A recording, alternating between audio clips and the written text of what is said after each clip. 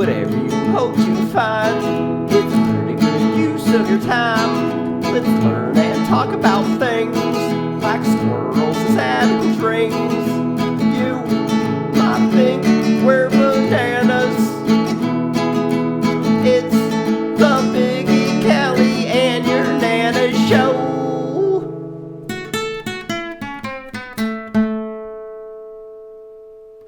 Welcome back to the Biggie, Callie, and not my Nana, but your Nana show. Not my Nana. Your Nana. Not our Nana. She's definitely your Nana. But your Nana. But your Nana. It's your nanner butt. Nanner butt. It's your nanner butt. All right. All right, so we gave it to you to so every about a fist. Yep. All right. From your face. About a fist from your Got a face. fist from your face. All Got a right. fist from your face. So last week we came up with the idea after the podcast that we would all take turns, each one of us picking out a subject for the following week, and also have a uncomfortable questions moment. So we're gonna write it down. We were going to end with it, but I think we're going to start with it this time. The uncomfortable question? Yeah, why the hell not? Let's do it. Let's get as uncomfortable as you can. We could. All right. The only thing that I'm wondering. Oh, God. And I'm, we can dive right into it, but is the uncomfortable question going to spoil the fluff talk afterwards? Is what I'm concerned about. And like with mine, all of that talk led up to the uncomfortable question, where we already had all of our back input, like our data. We had all spoke and gave different things and learned different things from each other before the uncomfortable question came around. So, do you guys think that this wouldn't affect it? Also, it depends on the question. My feeling is that it might not. It might actually give the topic more depth because... I can it's appreciate a woman leading with her feelings. That's... Well, I do that shit a lot. So That shit. be careful what you ask for there, Callie. Yeah, we're all about the feeling.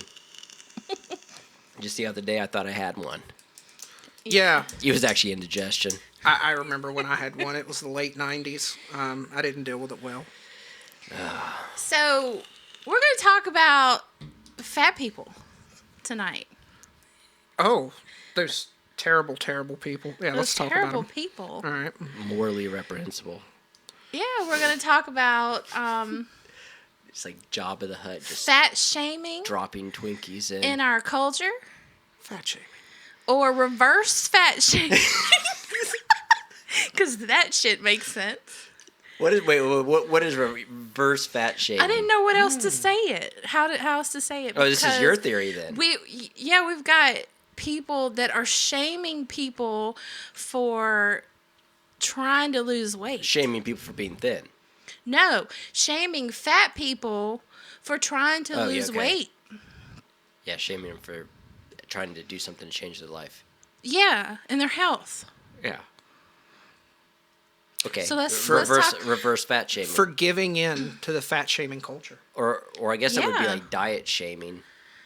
Diet shaming. Sure, that would be better. But then diet shaming also sounds like, it's kind of like shaming, but not quite as much.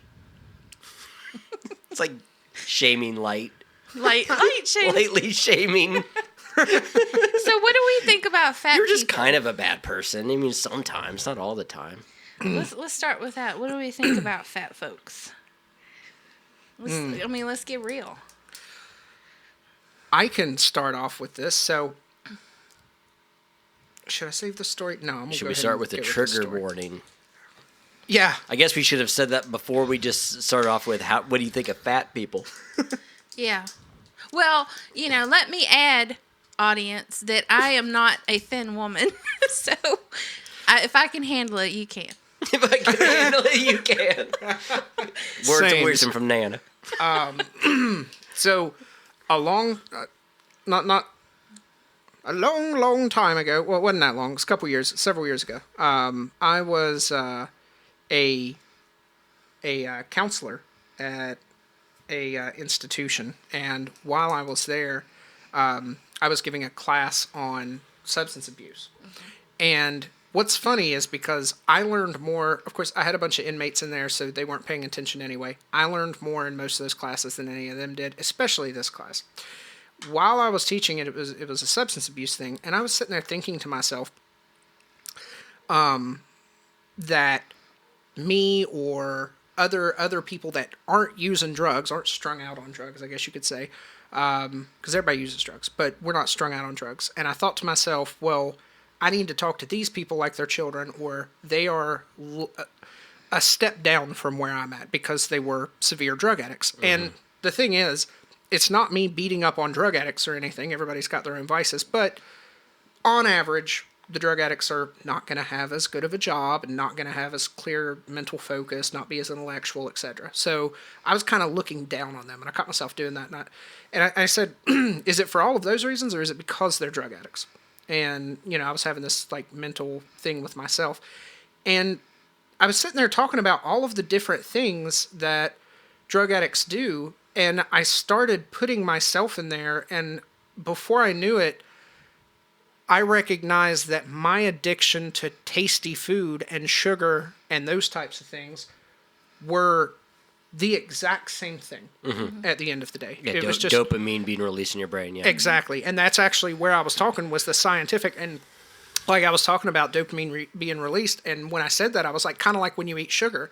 And then I'm sitting there like, well, you were just reading like the group notes. Yeah. Well, I just kind of looked at myself and I was like, holy shit, like I'm obsessed with the dopamine release from good food. So, you know, when I said that though, I was like, is my addiction the same as their addiction? Is it, at the end of the day? Because mine's just as health altering. It can be. I guess you have to look at the consequence. Exactly. Are you incarcerated for your addiction? Right, but that's We got a 550. We got a large man who's breaking into a ho-ho truck and stealing some shit. so like how'd you I mean, end that up? could happen. Though. It could if your addiction really got bad enough, right? Oh, if you this goes back to philosophical, what the government likes and what it doesn't like. So if you were to take sugar and that is now illegal, you would start an underground culture of sugar sellers. Next thing you know, people would be getting shot in the streets over sugar. Demolition 100%. Definitely. I just thought about Demolition Man again with the Taco Bell. Okay. Yes. Yep. And 3 shells. The 3 shells, yeah. I assumed you scooped with the shells, right? I guess so. I don't see how that would be any more like you gotta sanitary scoop with the shells. than just paper. I mean, there's gonna be some stuff left behind. Yeah, a shell can only get but so clean. Your ass will get scratched too. Yeah, and they tend to be sharp. And who just scratched their own asshole with the shell before you? Yeah. You use How the do shell. you recycle the shells? You There's use the so many shell. shells. That's what There's you do. just so many. You use the shell. Well, there's and 3 when you shells flush, if you remember. So they must be like a tiered system. This is Each what I'm one getting must... at. When you flush, you rinse the first shell out, right? You've used it. Now you're rinsing it out with flush water. You're not sanitizing it. It's the future. Where they don't have germs. The water is sanitizer. Okay, all right. Yeah. Good one. I just liked where he just like add one expletive after another, just cussing to get paper out so he could wipe his ass. Yeah. But yeah, back to subject at hand. Yeah, I think any type of prohibition that you put on anything. You make cucumbers illegal, tomorrow people will be shooting each other for cucumbers. Like, I don't know. if you Cucumbers want to, aren't that addictive. there's going to be some asshole out there that has to have his Someone's going to be cucumbers. thinking like, I'm eating this buffalo chicken salad, and I don't have a cucumber. Yep. Where's my watery crest flavor to go along with the vinegar? They're going to be cayenne? selling them in little baggies for $6 a bag. It's going to come with 3 cucumbers, and you got to meet some guy named Jose down a fucking dark alley somewhere to get it. And you got to make sure that he's not wearing a wire. So, anyways, with what I was saying, But you don't get the same dopamine rush from a cucumber. No, I mean, that's just hyperbole. Maybe a pickle. Maybe a pickle. Depends on the man. pickle. Pickle. depends on the pickle. I love pickles. But yeah, that is Quote from Nana. I love pickles. so. That's my 2 cents on it. Is it's Don't make it illegal. no. Your 2 cents are don't make it illegal.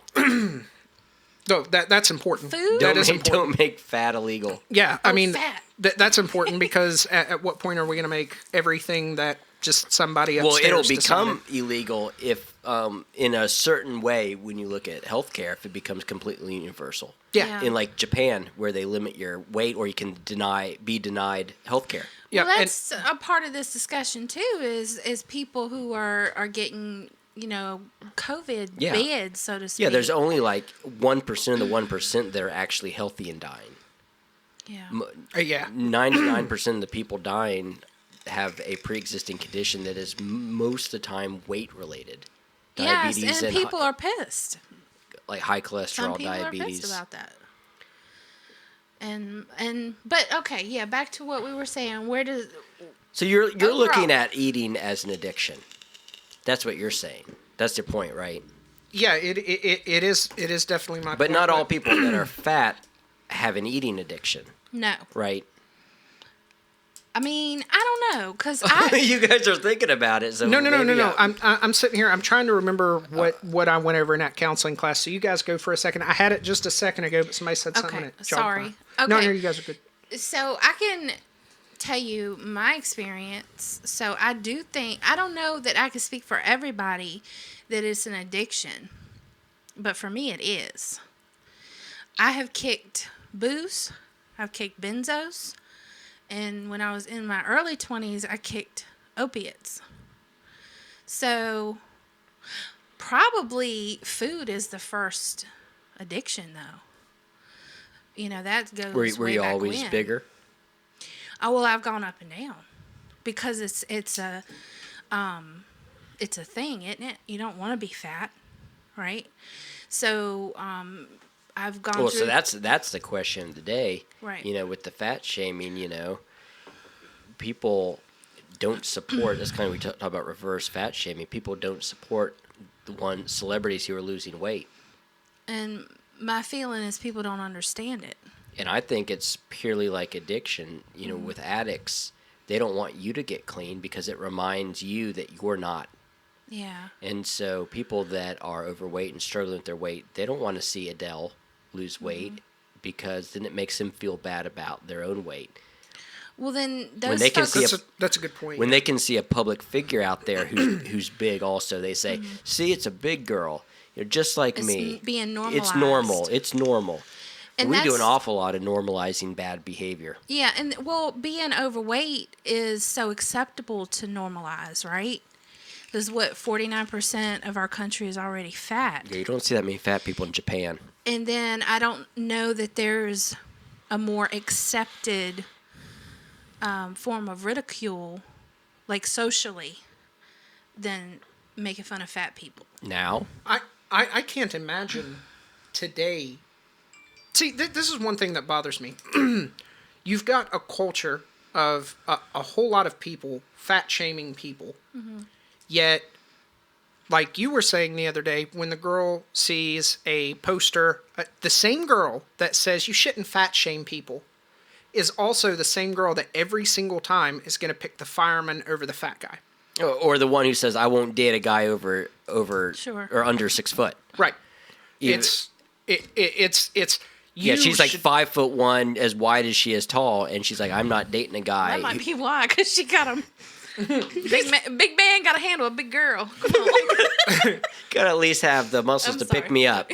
Right. So, yeah, I think that's important is noticing that most of the people that are screaming this type of rhetoric, they're not following it. Well, yeah, That's a good point. No one It's likes a very hypocrisy. good point. Yeah. And I couldn't It's a agree virtue signal. more. Well, that's Yeah. what virtue signaling is. I'll make you feel bad about what you're doing to make myself feel better. Yeah. The left used to mock religious fundamentals about it.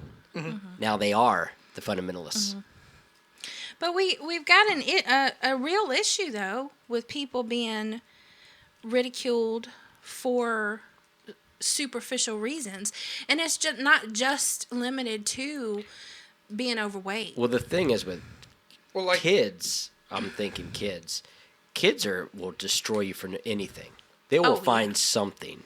You can't use kids as the gauge for that. That's Yeah. you got to look at adults. Yeah. Because a kid you could have everything could be perfect and they'll find something, or they'll make it up. Kids are vicious. So, what do you think about the difference between men and women? I've heard a lot that men actually are more receptive to shaming, like it kicks their ass in gear. Is that yeah. true? You think? I could I could certainly see that. Yeah, absolutely. I know that anytime someone has came at me with that, or that's been presented, it's caused me to really, at the end of the day, I can either accept that and just wallow in it and be sad and let it cause some type of depression or anxiety, or I can go make a change to prevent that from happening again. So for me, the only reason that I started getting in better shape not too long ago was because it had less to do with well, for me, it was equal 50-50 as far as I wanted to look better and I wanted to feel better healthy-wise. But for a lot of guys, I would say that they don't give a shit about their health because they're just trudging through every single day and they've got more aches and pains than just being fat because they're dudes and they've done these jobs. So even more than the health thing, I think that it does matter to a guy if you give him shit about being fat. I think it's the most effective form. And the thing is, societies have shown us world round that shame is a super effective way to change people. You can torture the hell out of people, but shaming is very effective. I'm not saying it's healthy. I'm saying it's effective. Because shaming will get further than government law. They could pass a law and say, hey, no more sugar, and you're still going to see fat people. But if everybody just gave that one fat guy shit until he either left or shot himself, you're going to see a lot less fat people. It's effective. Well, even shaming with masks and COVID, you see, there's more societal pressure to do it. People really don't give two shits about the law. 100%. And most police officers don't enforce it anyway. And I see people not wearing a mask in Walmart. Walmart's not enforcing it. No, it's public opinion, and that's shaming. Yeah. And that's why I'm saying that's a lot more powerful in my opinion. It does create a bigger issue, because when you're looking at any kind of recovery in addictions treatment, they're riddled with shame. Shame is caused from doing something that makes you feel bad about yourself constantly, to where you don't like who you are anymore. And the problem with shame is it's got a very temporary solution. Oh, it might get you to the gym tomorrow, but it's not going to make you like yourself, so you're not likely to stick with it. I didn't say it was, like I said, it's not the healthiest, and maybe it's not a long-term thing, but between putting people in jail over something and just shaming them as society, it seems that shaming is far more effective at the end of the day. But taking away their health care, now that would be a natural consequence, right? If everyone's having to pay your health care, like in Japan, and it's like, all right, well, we don't have the money to just treat everything. We got to be a little judicious, so we're going to set parameters based on health. And, people who have pre-existing conditions, things that are out of their control, that's one thing, right? But people that have consequences from behavioral and long-term behavioral patterns, that's another thing. Well, see, I would argue that from what I've heard, the shaming piece does work a little bit better for men because it's something that I don't think you would be effective to throw women in Paris Island. I don't think you can just like put your boot on the back of a woman and say, "Come on, bitch." No. Is that all the push-ups you can do? Women respond better to positive psychology. What is it with the female Marines? What does their boot camp look like? It's the same, right? No, I mean, I bet it's not. According to G.I. Jane. Well, they're my frame of reference. I bet it's not. They're in Actually, no, they do a really good job with it. You'd be impressed with Paris Island specifically. They're at the same place. They go through the same thing. The only thing that's different for them is two main factors. One, they have a female over top of them, and some of the female drill instructors that I've met are intense as fuck, just like the males. Oh, you're I gonna believe have, it. Yeah, I mean, and some of them are vicious. Some of them are saying the same things that the male I think they might be drill instructors are more saying. vicious because if They you've might. ever seen a female boss with female Yep, underlings, that empowerment is... yeah, women are pretty nasty to each other. Yeah, so, I mean, they get vicious, so I'm What's that face you just made? I don't like women. So, I mean, I don't. Yeah. so they I don't work for they don't get any free ride in that regard. They're in the same place in the same uniforms, getting the same treatment. The only thing that's different for them in Paris Island is Well, the requirements are a little bit different on physical. Exactly. Their amount of pull-ups, their amount of Which I don't crunches, think their that's a whole 3-mile different run. topic because I don't think that's good for our military either. You don't want to relax standards. No, well the thing is, 'Cause that's not. You're talking about strength to remove an injured man off the battlefield or something. You know. Well, the thing is that any military should have you should have your pretty much your POG side, which POG POGUE is a term for a person that's non-infantry, and then you should have your infantry side. So whether you're a male or a female, if you're going into a non-combat role to where you're probably not going to see combat or damn near guaranteed to not see it, you should have a different type of boot camp than those that are going to go on and be Spartan warriors and kicking indoors. Well- But with the Marine Corps, they want to say every Marine's a rifleman. So I get where they're coming from and a little bit of that, but Now, there's always been women that could pass the original fitness. That's why I don't think we should have. I'm not one to restrict women from the military if they can hold their own with men, and some of them damn can. right. But the point that I'm trying to Probably make is especially with a lot of the modern men. I don't want a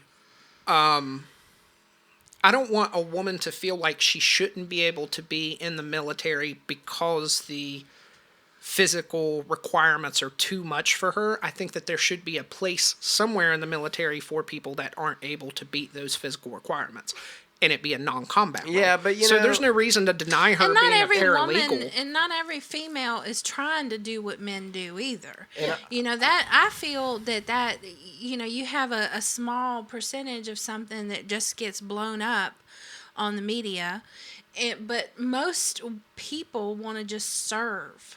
In whatever capacity that they I don't. You see, if you want can. to be a GI Jane, then for sure you should have to be able to do the exact same thing that the men are capable of. Yeah. But at the same time, if you want to be a paralegal and there's 10 men that are already paralegals and they're not So how many- Spartan strength, then So you do you know match what them. the statistic is for women in combat roles? Because I mean, this isn't. We're moving away from we are.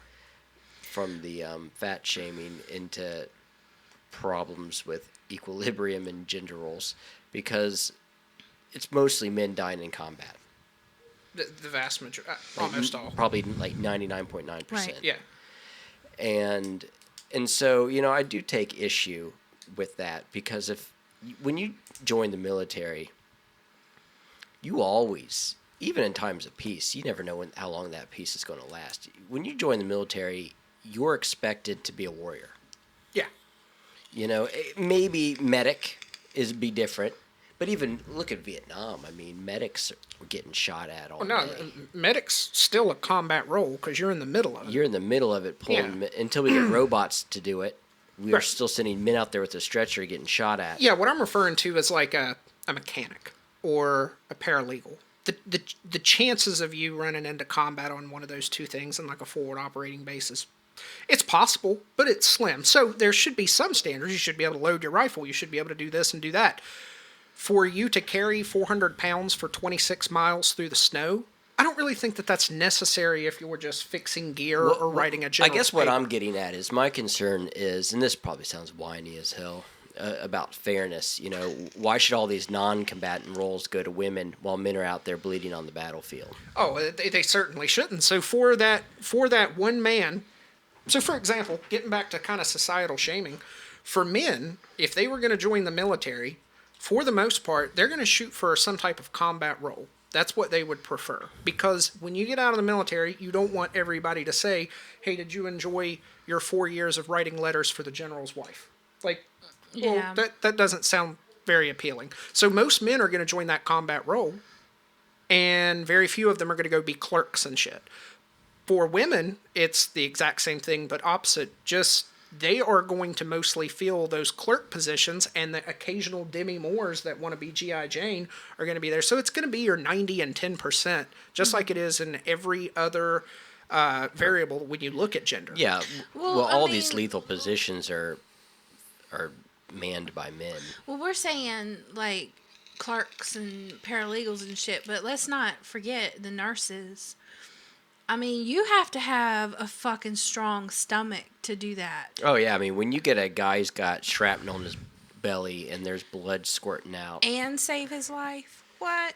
and know? but of course a lot of the first aid is field.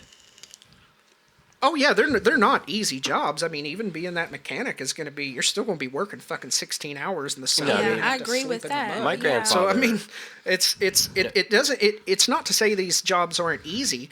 And actually, to be like an engineer or a mech or something, you're going to have to be a little bit smarter than your grunt on average, because for them it's tactics, kicking in doors, and throwing grenades. Once you learn that, it's like riding a bicycle and you've got it for the rest of your life. But mechanical engineering and things like that, they take a little more. So in other words, you got one side with the brains and one side with the brawn.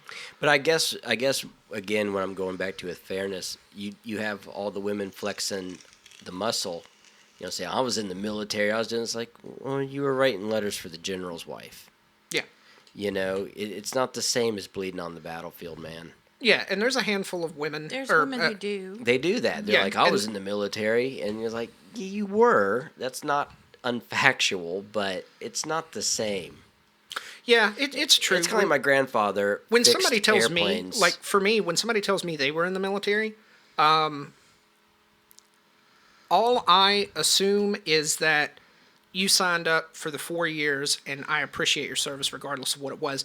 The thing being, if you go on to say, oh, well, I've got this medal and that medal, I've been to this campaign, that campaign, that's when I'm going to be like, oh, okay, so you're not just a warrior, like you're not just a military person, No, you're also you're a warrior. Right. yeah. Right. So that's the two different key pieces there, I think. Yeah, I is- mean, and that's why the Marines and the Navy and everybody in the Army, they all look at the Air Force as hilarious.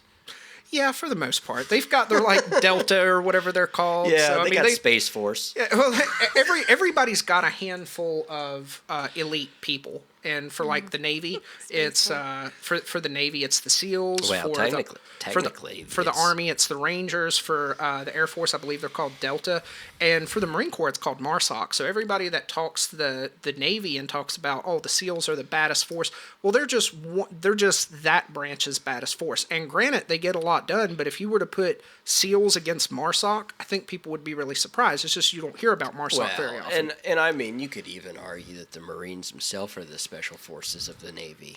Or the Special Forces of America, pretty much. Yeah, because I mean, it is. they're tip the of Navy. spear. They're called fucking Marines. Yeah, and it's really weird that we went from amphibious operations to fighting the entire war in Iraq and Afghanistan. I mean, every single thing that we do over there is the Marines push in, take it over, and then when they leave, the Army comes and just defends it.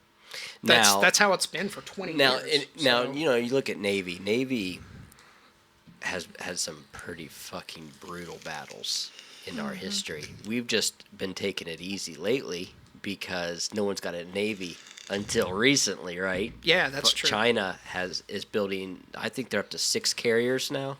Yeah. I mean, they're amassing. Are we afraid of China right now? Yeah, our president elect is not. I mean, he is pretty much on board with them in every way, shape, and form. But for most citizens, yeah, I would say we're pretty afraid of China. Yeah, I think China's your biggest threat at this point, because one of the things that China's doing is they've got a booming economy because they run their economy, or they run their, not their economy, but their environmental consciousness, like we did back in the Well, they don't industrial have days. any environmental consciousness. Exactly. So they don't care to pollute a river, but by polluting that river, now you don't have to worry about spending all that money to clean it up or get that waste to somewhere Well, else. and they also so don't- you're going to make 10,000 times more money by not giving a shit about the environment. Well, and they So don't care about their own people because they're communist. They're pretty much floating And- through the Industrial Revolution just like we were back when we went through it, and we saw that major fucking spike, but then we realized, oh shit, we're killing out everything. We need to calm Well, it down. and government They're going through that regulation spike. is why everyone went to China. Yeah. And Because it makes sense. why make all your toys in America when you have some strenuous laws on plastics? When you could just go to China and spend, a fraction of the amount to Right. have them just. You've got to find a median, and you have to get all countries on board, because if you don't get all countries on board, then it's just going to be whatever Someone country, will take that role. whatever country doesn't care about the environment. That's where all the jobs are going. And right now, 90% of the pollution is China and India. Yeah. And they were the ones who did not take part in the Paris Agreement either, which is one of the reasons why it's bullshit. The cleanest countries in the world were the only ones signing up and paying money into it. Yeah. But that's a whole. We are. We went down a rabbit hole. Yeah, we went down a it was rabbit good hole. though. It was good. We went Yeah. down a rabbit hole. Oh, but I just remembered what I was going to say earlier. When I was in that counseling class, I started it, and I wish that I could go back and just get rid of that, because the point that I was trying to make, I didn't even get close to. I said that their addiction was worse than my addiction. And this was more me in my head. I was kind of thinking this as I was Well, talking. everyone wants to think someone else is. They do it in recovery all day long. Well, Yeah. At least I don't shoot heroin. Right. This is the thing. I was thinking that their addiction is worse than mine because it leads to quicker health issues. In other words, Not necessarily. well, you can get Hep C from shooting up one time, or you can take 20 years getting fat and die But of you can. a heart attack. You can also smoke pot every day for 20 years before you start seeing major health effects, like difficulty with memory, movement, and some lung problems, heart problems. Well, problems regulating emotions. that's true. I was more referring to the drugs that can Harder kill drugs. you. Yeah, But see that, like but that's right what I talk about. People with addiction all day long, and it was like, well, I do this, but I don't do that, and Right. it kind of like is, well, okay, well, pot's okay, but nah, drugs, and that would include any addictive behavior, right? Porn, Right, exactly. gambling. So my point though here was Donuts. I was thinking their addiction is worse than mine because they see immediate health consequences quicker than a person that's eating unhealthy. But by the end of the conversation, I realized that actually having a weight issue is a harder addiction to fight than substance abuse, That's in my that's opinion. literally Yes. just what I was getting ready to say. 100%. Because you I gotta fe- eat. I You feel gotta eat. Exactly. fucking If you're eat. trying to get away from heroin, just don't do heroin. Your body doesn't need it to sustain. But with food, you do need sugar. You do need fiber. You do need all of these different things in order to function and be a human. So every time I go out and eat my little salad, all I can think about is a pizza. Well, Versus this not- guy, he's drinking a glass of water. That can't remind him. It's more of complicated using than heroin. that. The mechanism that is broken with people who have addictions, it is harder for a compulsive overeater or an overeater to get a handle on it. I would say. Well, okay. Well, let me finish staying on topic before we get on to that and the neurology of it. But I mean, my heart always goes out to fat people too, because the difference between heroin and pizza is that it's socially acceptable and marketed heavily. You know, I don't really have a TV, but it's not like I don't see advertising in some other form.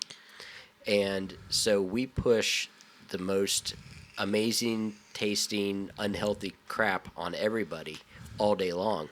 And yeah. some people, just have their McDonald's once every 2 or 3 weeks and no harm, no foul. Other people, they're into it because that kind of goes into the addiction piece. Your brain's like a puzzle, and everyone's missing a couple pieces. And certain drugs, including sugars and porn, any addictive behavior, right? They'll fit that puzzle piece. So it's like I could shoot heroin tomorrow and not feel a thing. Not with chemically, but I mean addiction wise, and not think about it the next like day. you Other could people go to are the hospital and have other people are- Dilaudid. and be okay. and that's how so many people get their addiction rolling.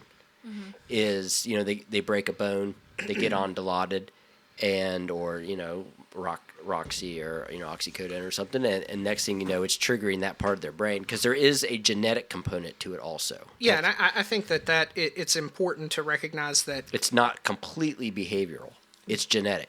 different substances affect people it affects their addiction level in different ways too. Because, for example, you can have like for me, when I do drink, I don't crave drinking the next day. If anything, I'm kind of sickened of it, and I won't drink for weeks, until I want to party again. But I don't have an issue with alcohol.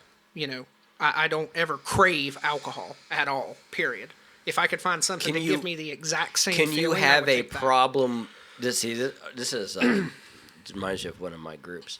Can you have a problem with alcohol without chemical addiction? You're going to have to go, I don't know what you mean. A Yeah. problem with alcohol. Yeah. And Anna says so. Can you have a problem with alcohol I gotta without think this chemical through. addiction?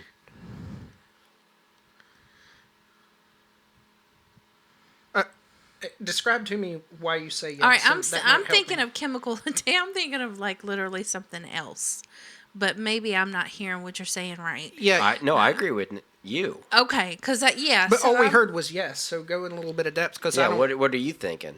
I'm thinking that alcohol is not a chemical. I mean, that's what I'm yeah, thinking. it Very is. basic. No, I mean it's. I don't get the question. Of course, it's chemical, but I mean it's not like something else. So What do you mean? What do you mean? Yeah, by what do you this? mean by the question? Yeah, because I'm. So I can't say yes or I no. would have people come in to motivational enhancement treatment, which is for people who don't know they have a problem, people Mm-hmm. who have been in and out of court, and I would hear people all the time. They're on their third, fourth DUI, and they're like, "Well, I don't have any chemical addiction," Oh yeah, I get those all the time. and I'm like, "That doesn't mean that's not a problem in your life, right?" Oh, okay. Yeah. It's causing a problem in your life. Having chemical addiction is not the only source of what makes something problematic. Does that make sense? I see where you're going. Oh yeah. yeah, I know what you're saying. I just wasn't thinking about alcohol. You Like can have a lot of chemical. consequences Thinking in your very life from basic. something without chemical addiction. Yeah. Right. So in other words, you're referring to an example of what you're referring to. Maladaptive behavioral patterns. What you're referring to as So, Yeah. so you could be drinking just once or twice this will be personal here. I'll talk about my great-grandfather. He only drank on the weekends and had a thriving business, very successful. And this is in the Depression, was very successful, never went hungry. On Friday after work, he'd start drinking and wouldn't stop till Sunday night. Beat his family into the ground. Literally just beat his family right into the ground. Right. And till my great uncle's shirt would stick to his skin. And leave scars, belts and all that, whatever he get his hands on. So you're going to tell me he didn't have chemical addiction, or he would have to drink every day, Right. or at least every few days. The half-life on alcohol is a little bit longer, but he wasn't having that same. And by the way, it did progress to where he was drinking every day. But Sure. for years and years and years, it was just every weekend or every 2 weekends. Right. But you can't tell me it wasn't causing a problem. Well, it's a compulsion, right? It's like I'm getting something. The behavior. I'm getting something from beating my family. I'm getting a feeling of I'm in control. So you or- cannot be, to bring this back, you can not have a eating addiction and have a weight problem. Right, because you could have like a thyroid issue or what are you saying? Because I feel like we're on two different islands. What if you're a big person and you eat normal? Well, you know You what? don't eat I don't eat compulsively. all that horribly. One of my buddies is big dude, and Bubba Big, and I eat more, and they fear him when we walk into a buffet. Yeah. Yeah. And it's me they should fear.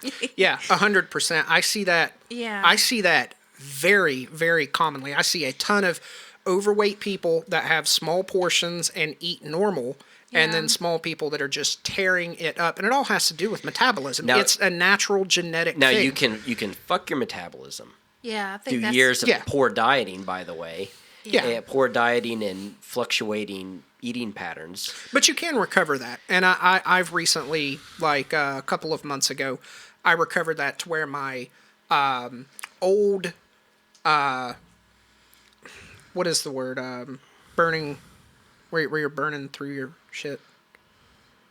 You know what I'm talking about. Yeah, I recovered my old metabolism. Yeah, your metabolism. Yeah, it can. If you fuck can it up, do you it, can. yeah. It can come back Yeah. to normal because I felt healthier. I was eating healthier. Exercise can bring But- it back E- up. Exercise is Yeah. huge Of course, because it's hard when you get to a certain weight that you can't exercise. that anymore. makes it difficult too. Well, Yeah, because your fucking knees start hurting. Yeah, Yeah. your knee- Trust you- me. well, don't because be 40. And my old Yeah. boss was a large person. Yeah.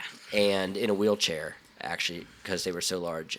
And she had told me one day, and for some reason, doesn't matter how much education you have, some things you're just like, what? I never thought about that, right? yeah, Yeah. And she's like, well, you know, all of our skeletal frames are the exact same. Doesn't matter if you're 110 pounds or 420 pounds. I was like, it's not like large people are actually bigger boned. No. You know, but your brain Yeah. never. For some reason, I never looked at it from that angle. I was like, so you're putting all that pressure on. So even Yeah. if your heart is fine, even if your cholesterol is fine, it's still going to be a problem, right? Yeah. Because now you're putting all that weight on your knees, on your spine. yeah, Yeah. It definitely creates problems like that. Well, and- I've been in. I'll share something personal. I have been in Overeaters Anonymous for like 3 years, and I'm like, and we all say, "Hi, I'm such and such. I'm a compulsive overeater," but I don't be like shoving But things you're not. in my mouth. But you're really not that compulsive with your eating. No. I mean, I've known you for at least 4 or 5 years, and I've never seen you. I don't go hide and eat. First of all, I don't like sweets. So this sugar topic, but me neither at all. No, I'm I don't salty like for- sweets. I like salty stuff like Yep. carbs. Yeah. Carbs. yeah, Oh, fried foods. for potato me. chips, Yeah. Yep. Yeah. It's So- rough. Popeye's chicken. Yeah, so it is. You got a point, and it's making me think about it in a different way. Because I go and I'll say this thing, and I'm like, I don't do that. You can know? you can have consequences for your behavior, and it not be traditional definition of an addiction or maladaptive behavioral patterns. You know, there's people who, and I would tell this to them in group. I'm like, I don't think you're an alcoholic, but I'm going to tell you what, you need to stay away from beer Yeah. because when you drink, you drive. Yeah. Yeah. Duh. I'm like, I don't think you're an alcoholic. I'm not telling you're an alcoholic. I don't think you have any of this criteria except for the fact that it is causing a problem in your life. Yeah. Yeah. And the only reason that I would recognize that and I would be on board 100% if I had DUIs or if I had gotten in trouble while drinking several times. Has it ever interfered with your relationships? On my end, no. But I've had partners that drank until they got evil. I don't get evil, though. That's just me. But also there's different type of alcohol drinkers. Not alcoholics necessarily, but it is a mood enhancer. But some people lean towards sadness, lean towards happiness, or lean towards anger. We've been kind of focusing with the whole fat thing a lot on compulsive eating, and way I look at it is it causing a problem in your life? Yeah. You know, take away all the addiction, because by the way, that's just going to make people either dig in their heels more or become completely in denial. Yeah, I'm trying to think of a way that it would be affecting my life negatively. Alcohol, I can't find a way that it's affecting my life negatively in general. Food, I completely agree with. Yeah. That does affect my life I feel negatively. like I overcompensate. And that to me, that's like a beginning thing, right? Of going down the whole addiction. You know, do you ever find yourself overcompensating? You know, passing off the alcohol use. Overcompensate. You mean rationalizing? Rationalizing, but also picking up a behavior to deflect. Is that overcompensating? Am I saying that right? So, like, for me, I'm going to be funny. I'm going to make you like me and look me in my eyes and be interesting so that you're not focused on I'm big. Oh, Do you okay. do that? What's that called?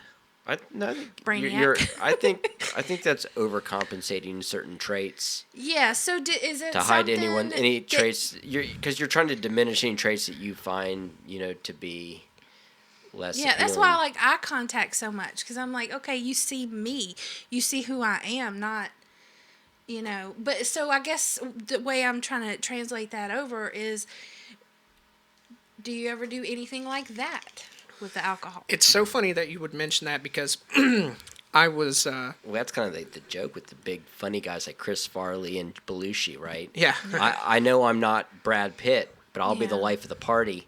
Yeah. And I have a bigger than life personality, and that will make up for the fact that I have physical Or I deficits. have a big heart, I will do things for you, and so you love me. I was, That doesn't sound Oh, codependent. Just love me, Jesus Christ. just love me. Just love Do me. whatever you want to me. Just love me. God.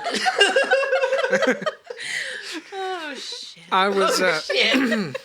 I was talking to this girl not too long ago, and she was telling me, like, I don't even think I don't think she had seen me, like a full body picture of me or anything, but she mentioned that she preferred dad bods, like, because we got yeah. we Some got- girls love it if they have a good relationship with their father. Yeah, they're like, I like a guy that can snuggle well, and she's got, kids and stuff, and she was like, I prefer dad bod. Like, that's just, I Well, prefer and that. also there is a genetic component with evolution and Western people from European descent, who find larger men to be more attractive.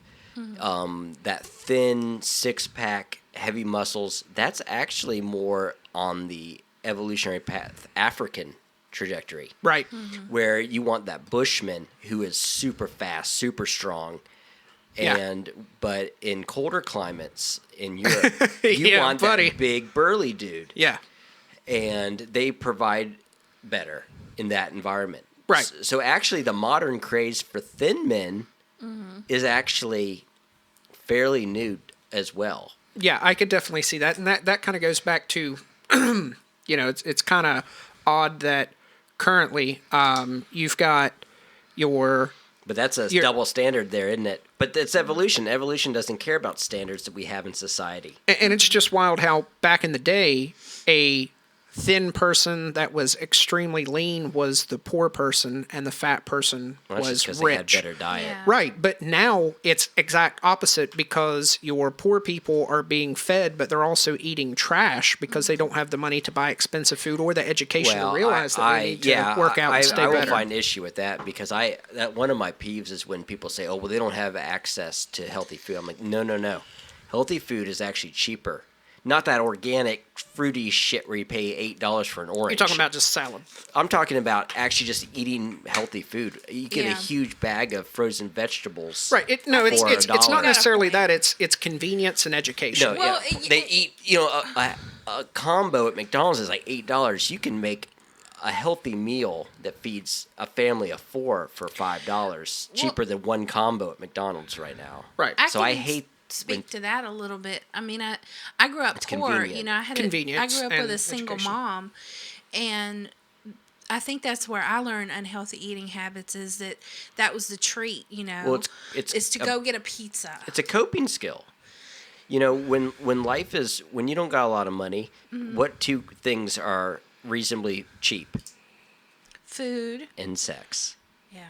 So a lot of kids, a lot of obesity in poor communities. And it's not because of access to health care, because it's easy to get condoms. You can Well- get free condoms.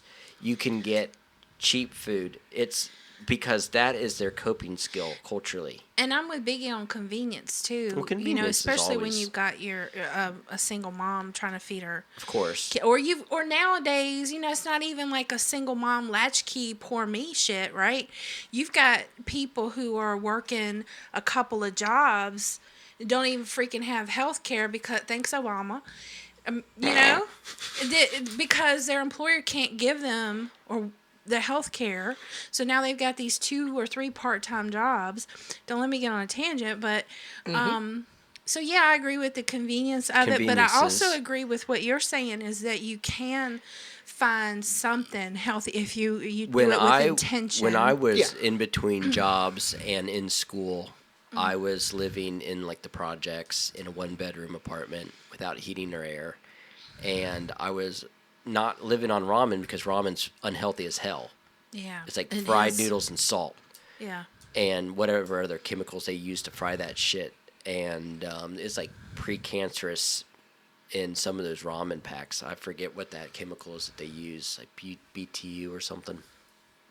And I was going to Walmart, and for $15-16 a week, and this is me, not kids, right? right. For $15-16, I could get vegetables, and you can get big packs of like swai fish and tilapia. You know, you can be eating fish and vegetables and carbs like potatoes, and but the thing is, it's not as tasty. Right. Because Yeah, with me, it was it's gonna suck. survival. It wasn't coping. Yeah. Yeah, because it's like, well, what else do I have to look forward to? I mean, Exactly. and see, I'm in a completely different space in my life than that too, and you do carry over old habits, Yeah. you know. Oh well, yeah. I mean, that's For sure. maladaptive patterns. Yeah, because I think that is a big problem with poverty. What else do I have to look forward to? Well, and there's also with poverty, there's a lot of alcohol and tobacco use. Oh yeah. Both those things lead to high. You know, we're seeing COVID spikes in the poor. It's not just access to health care. I would actually argue it's very little to do with access to health care. It's all behavioral. I agree, completely. Most of very poor people have better health care than we do. Kind of. And so, no, working poor, my heart always goes out to. Mm-hmm. You Oh, know, yeah. But for the most part, you know, it's behavioral. Those health problems, heavy smoking. I would have clients, and I'd be like, we're going over their budget. I'm like, well, you're $900 a month. You're spending $300 on cigarettes. That's unreal. I'm like, Yeah. I'm looking at everything else. It's like, well, you know, everything else is just essentials. I'm like, I agree, but you're spending $300 a month on cigarettes. No wonder you can't go get something to eat. Yeah, it's I'm hungry. Stop buying fucking cigarettes. yeah. But that's not the way that their brains work. That's addiction. But Oh, but yeah. outside of that, that's their vice. That's their coping skill. That's what gets them through the day.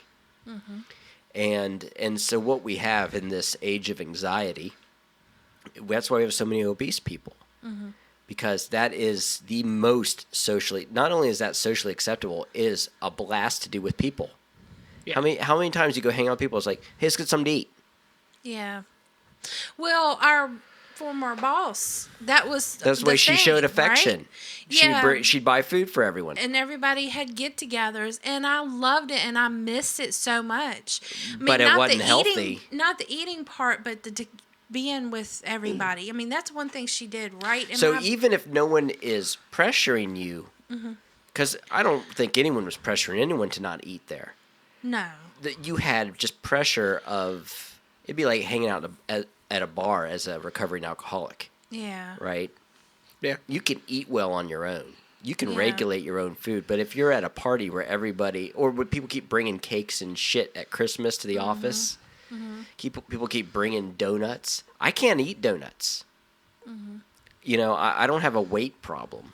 You know, I have an endomorphic body, but what I can't, because of my autoimmune, I can't have sugar. It will destroy me. well, Like, your heart would be better for it though. I regret if I eat sugar or even really something fried, I regret it instantly. And so with me, that eating behavior is a problem for me, but I don't have a weight problem. Yeah, back to what you were saying about overcompensating a moment ago. I was talking to this girl, and she said, "Oh, well, I like dad bods," and I was like, "Well, damn, if I would have known that, I wouldn't have, which I was joking with her, but I was like, I wouldn't have went above and beyond to get on this keto diet and lose weight, et cetera, which I was on at the time." And I said, You were struggling with the keto diet, though. "Oh, it's rough."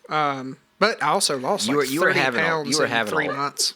Bless you. So it You was- were having a lot of cheat days, though. I started noticing those cheat days creeping up more often than Oh not. yeah. Well, I've actually been through it once, and I didn't have very good results because I wasn't working out. I strictly just changed diet, and just changing diet, I could just not eat, and I'm not gonna lose weight. I have to fucking do something. Like, I mean, it's absurd because I was eating just like a handful of lettuce every day, but not moving any, and just Well- sitting there, and nothing changed. I was like, so I can survive on a handful of fucking lettuce if I'm just sitting in front of the TV all day? Apparently so, and I don't lose any major weight. So there's no difference. No, well, that's between- because if you don't take in enough calories, your body starts storing every little bit it can for Yeah. energy. Yeah. So diet alone. And by the way, is not gonna help. if you go into starvation mode, you're not burning calories. Yeah.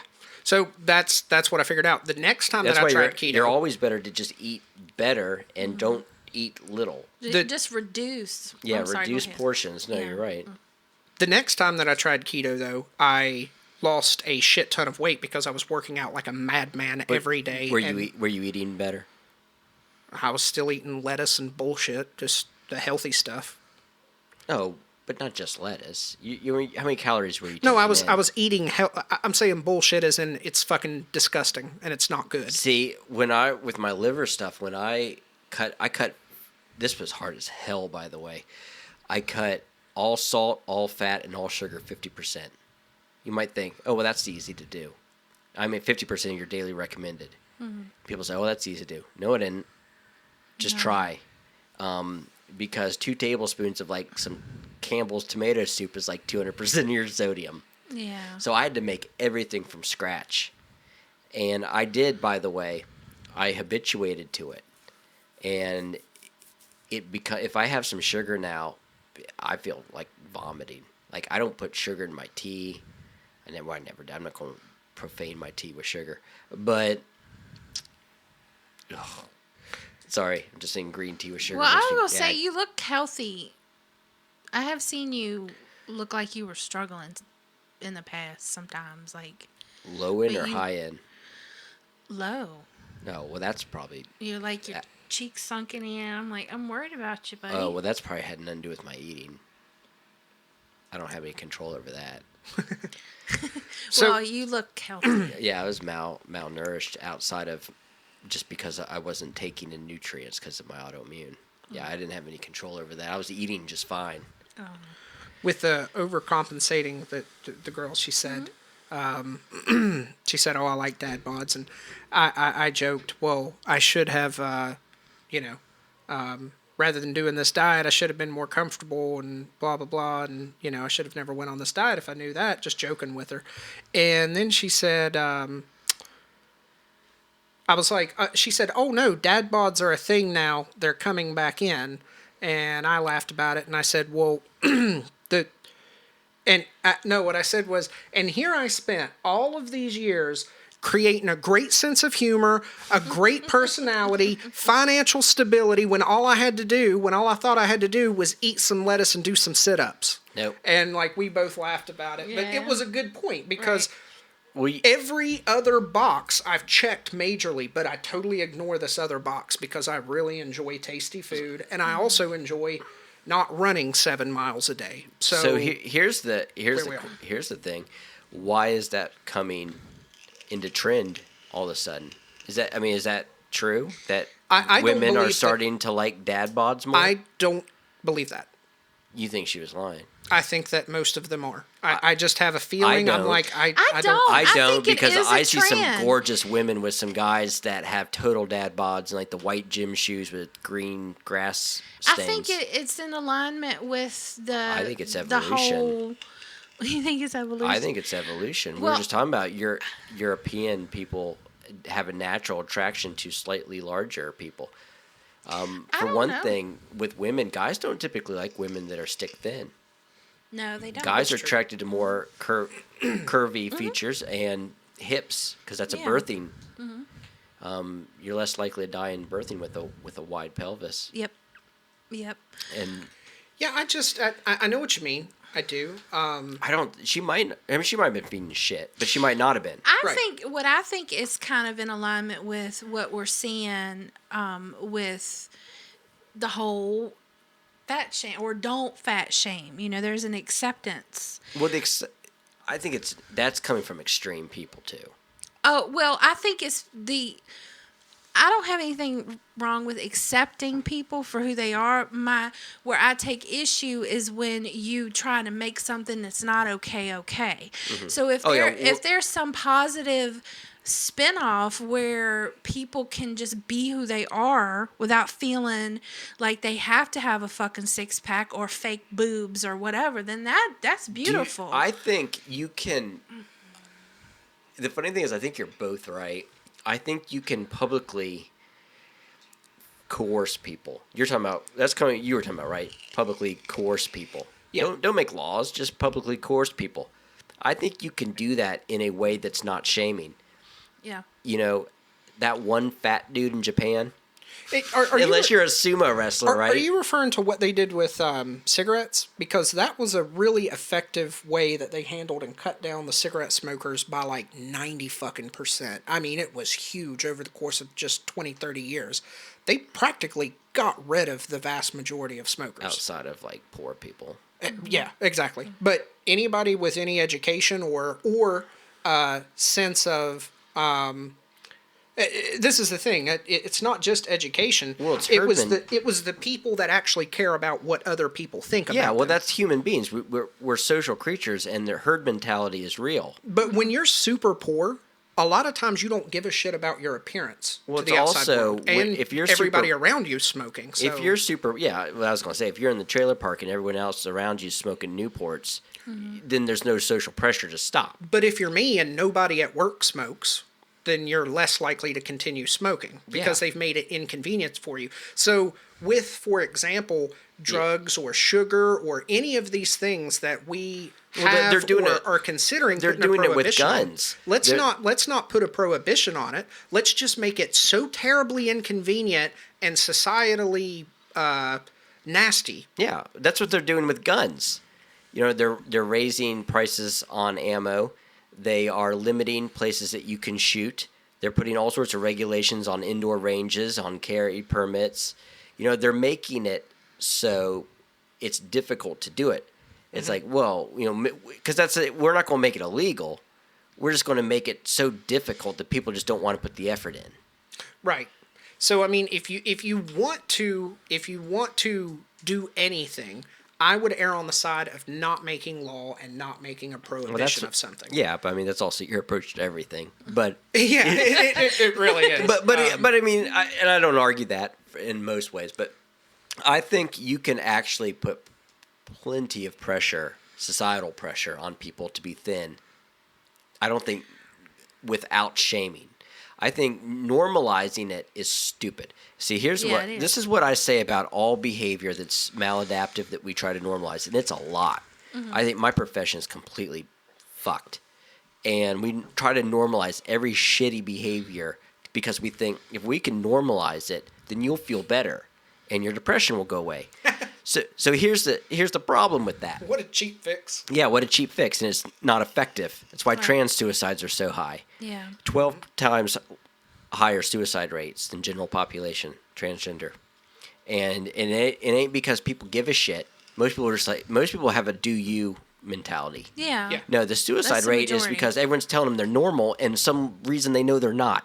See, this is what I always say. You have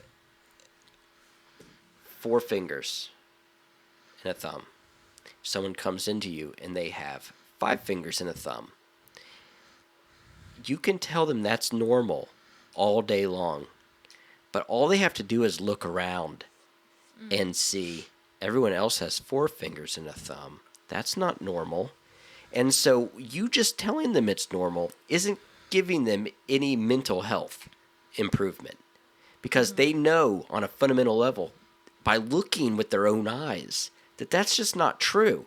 And so if everybody was just thin and fit, then you would just have pressure without being judged. Yeah, that's true.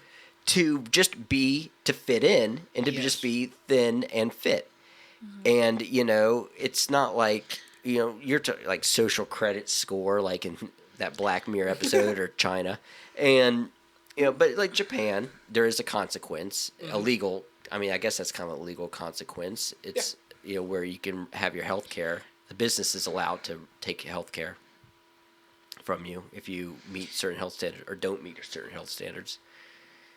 All right, so I'm trying to find this fat girl, and I don't mean to be disrespectful. Have but, we even answered your question? Oh, I think I gave an answer, and I think Emma Roberts. I'm not trying to be disrespectful to her what's an because Emma I am also an overweight girl, so I call her fat girl. What's an Emma Roberts? Emma Roberts is the one. I'm not. I'm Nope, not a she's pop wrong. culture. Do I have the wrong I like one? your shirt, by the way. No, That's my cool. bad.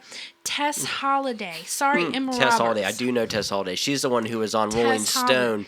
Yeah, and, she's and a she very looked like big a Rolling. girl. Yeah, she looked like a Rolling Stone. And the thing is why do we need to say, okay, yes, I think this girl is beautiful myself. I think she has a beautiful face, and I see beauty from the inside out.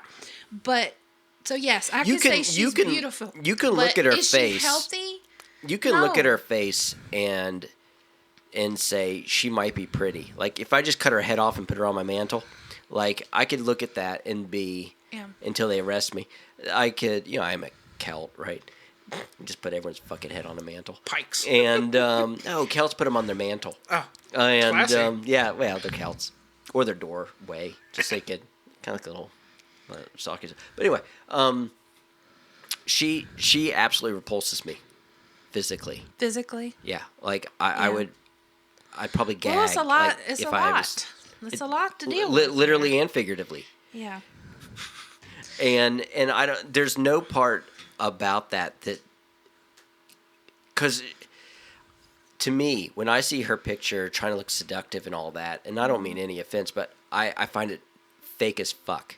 Fake. Yeah, absolutely disingenuous fake. That whole I'm big and beautiful and I don't care what any man. That's bullshit. And you think she got that weight because she's happy with who she is? Do you think that's all genetics? I would agree with that statement. I would agree. No, It's all fake.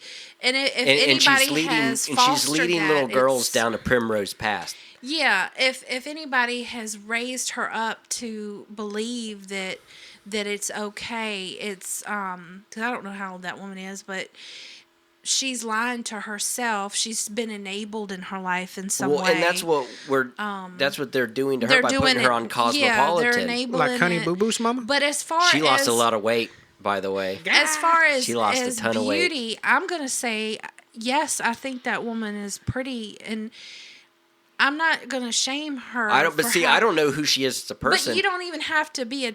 The thing is, if she's a fake human being, I don't know if she's even a good person. I don't know. Yeah, I don't know her. See, this is, I think, this doesn't really have anything to do with that, but specifically with her looking at her picture and what you said, trying to be seductive at that size. I think to myself, you only see that from females.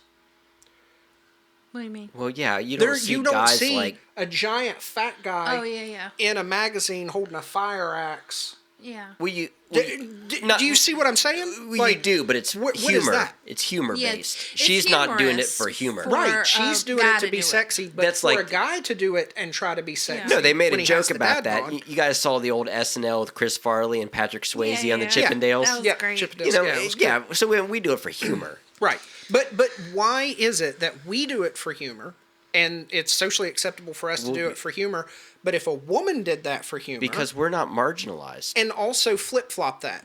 If a guy tried to do that and be sexy, people would laugh at it. Yeah. Now It's odd, right? that's true. That's because we're- However, yeah, but we're not the guy would marginalized. not be so called ugly or not attractive.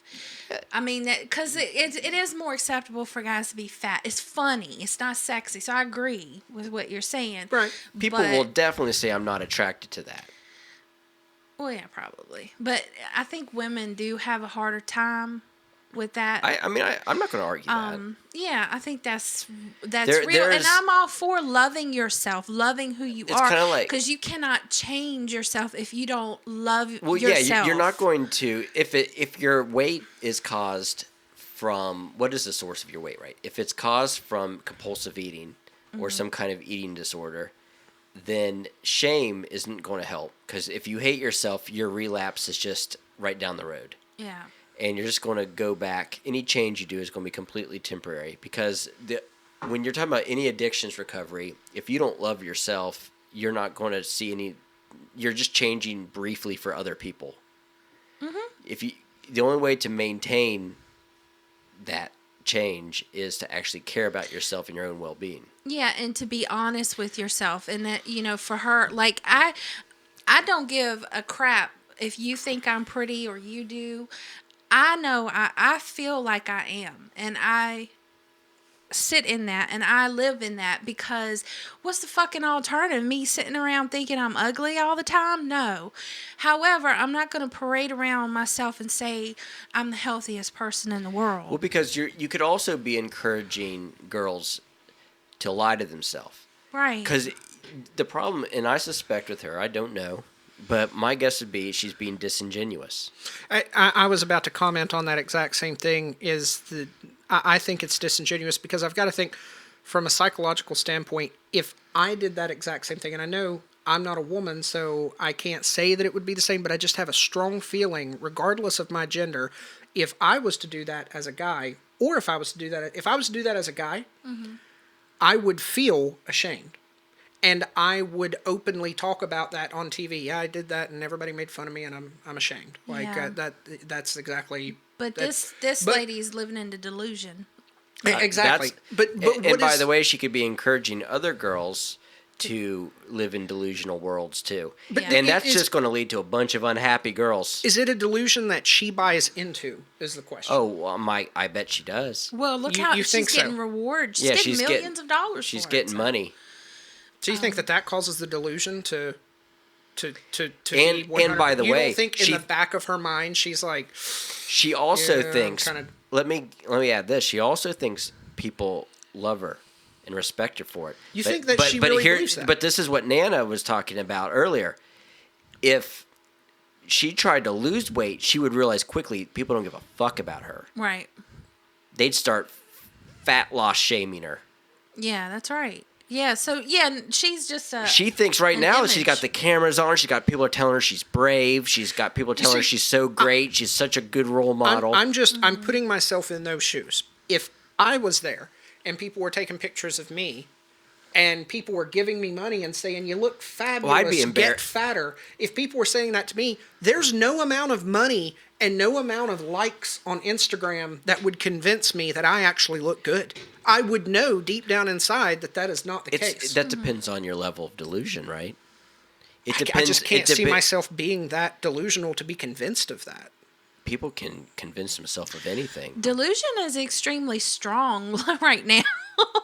It's very strong. And this is just one thing, right? Yeah, there's a lot of things. There's a lot of things that people are just woohoo, just really think it is okay that it's not okay. Well, here's the consequence is if she abandons that protective shell, that fat coating she has put around her ego.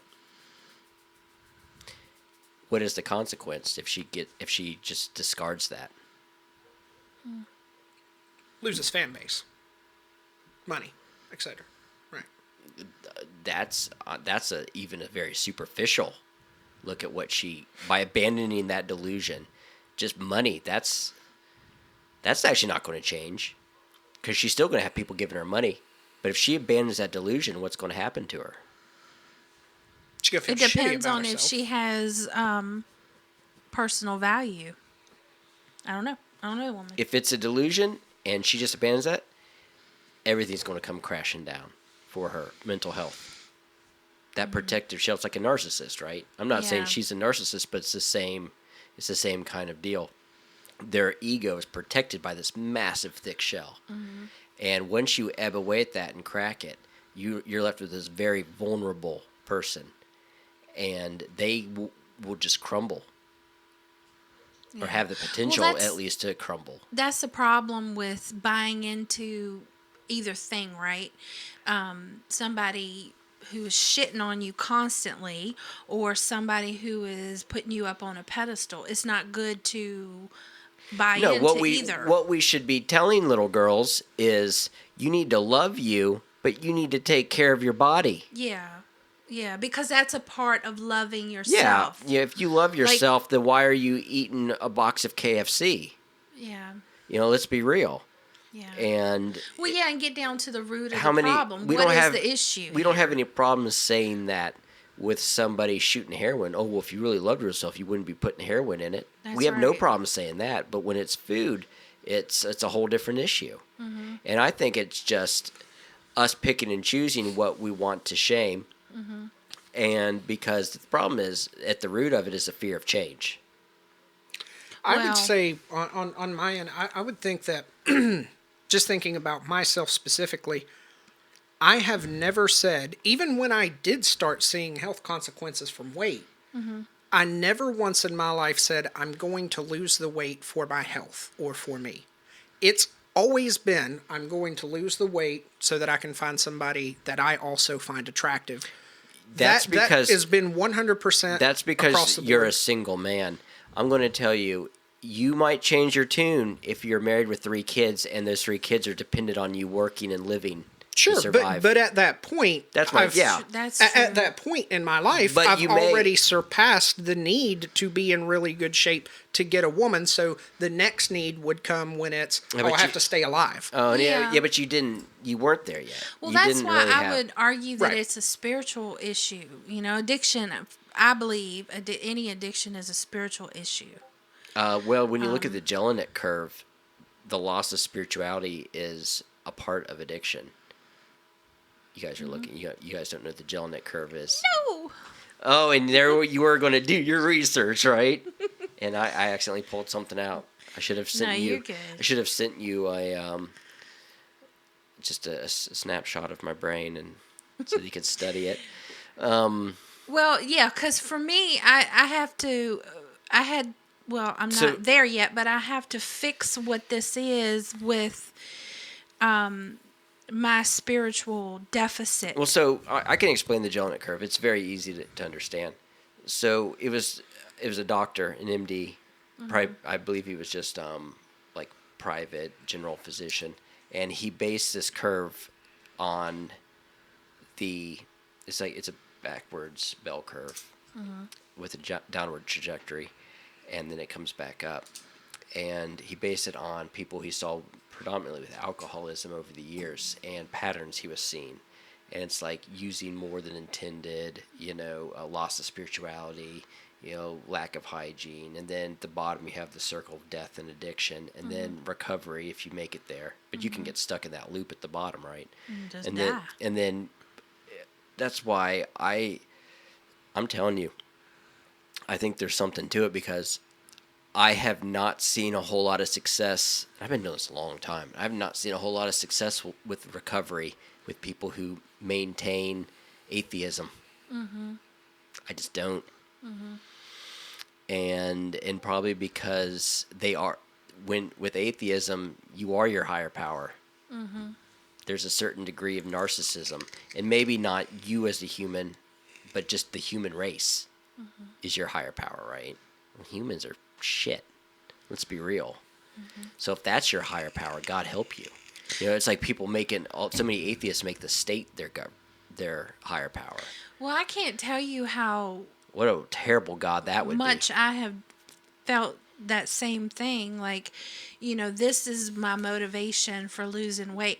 And I tell you what, if the right dude came into my life and I'm like, okay, he fits all this criteria, I have lost weight, and I have felt better, but it was fucking for the wrong reason, So But this is my question: is on an existential level, is that the wrong reason? I don't know. I'm asking questions. I would say it's probably the right reason at that moment. it's not sustainable though. I mean, I don't know. Maybe if the woman, if you get married and it's like, like you're Ellie and Carl at the end of everything, maybe then it's worth it. But I just don't know that it's because sustainable. everybody looks the way they did on their wedding night, 5-6 years into marriage, right? Yeah. No, but you find different things. Like, look at me. I don't have a weight issue, but I do have health concerns I have to attend to. And if I wasn't married with children, I'm not sure I would give two shits. I think I would probably just be living the life the way I want to. But see, I can't just live the way I want to. I have people dependent on me in my existence. So, and I have pressure too from my spouse to take care of my health. Because she knows that they're dependent on me. And even though they'll survive financially, there's a lot that a father can bring to a family, right? Absolutely. And that's a whole different issue we're having, is a lack of fathers. And it's one reason why we've got so many fucking useless men. But Yeah. and women who don't know what a real man is. We need to get to that topic too. That's we a need whole to get to I mean, the toxic masculinity. yeah. Oh, topic. You But, may We, have seen we don't my even meme have that I time to shared. get into that one. Yeah. Yeah. Oh, you're a convicted felon? Get me pregnant.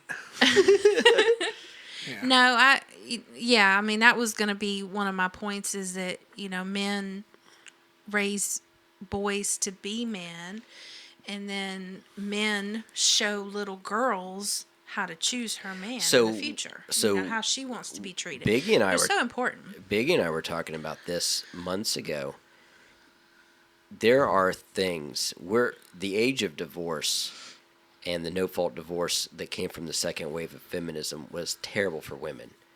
And then there's also a large section of society that wants to dismantle the family unit. And not just men, but just the family unit. And their motive is because they want you married to the state.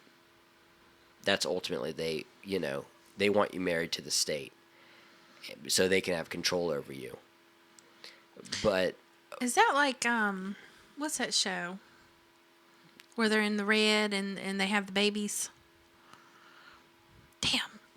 they have baby. The Handmaid's Tale, is that kind of like that? I don't know. I don't know. Oh, yeah. No, Now, exactly in what you're talking- Brave, yes, it is. I know It's that in same Aldous scenario. Huxley's Brave New World, the babies are born independently of the parents, like in a lab, which is a great way to create reactive attachment disorder. Oh, absolutely. But it's kind of like Logan's Run was that way too. Have we ever seen that?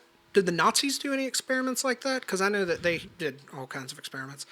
And the thing is, and I'm not promoting Nazis before. I don't know if they were creating like super soldiers in the lab. But I've got to ask. I don't think they had the technology to do artificial insemination and in vitro. It seems then. like I remember hearing it on a documentary or something, and it would make sense, but without them having any type of oversight and utilizing people the way that they wanted to, it seems like I remember reading or hearing that they pushed understanding the body and science and medicine 20 years in just the amount of time that they pushed it along greatly because they were willing to do experiments. There are, Do you I've understand read what I'm some saying? stuff that because they were willing to do things that were not ethical to get their data. Right, that they pushed that's a lot of the reason that they But were ahead of the curve. I think religion and science go great together because I think they put each other in check. But that's a whole different topic. Yeah. And because I think scientists would do whatever the fuck they want if they could get away with it. Well, I'm just To wondering a scientist, there is no bounds. what led me to that statement was, have they ever had a child that machines raised it or a monitor raised Well, I know it? Or the has study it ever actually the occurred? study with rhesus monkeys, they found that they put one monkey was, what rhesus monkeys, right? Little monkeys. Little tiny ones? Yeah, little tiny monkeys. Oh, And they put them in two different sets of rhesus babies. One had a mother who was just wire, and she fed them and milk and food, but she was made of wire. The other one had felt, and they made her look like a real fuzzy monkey mom. And they both gave the same amount of food and everything.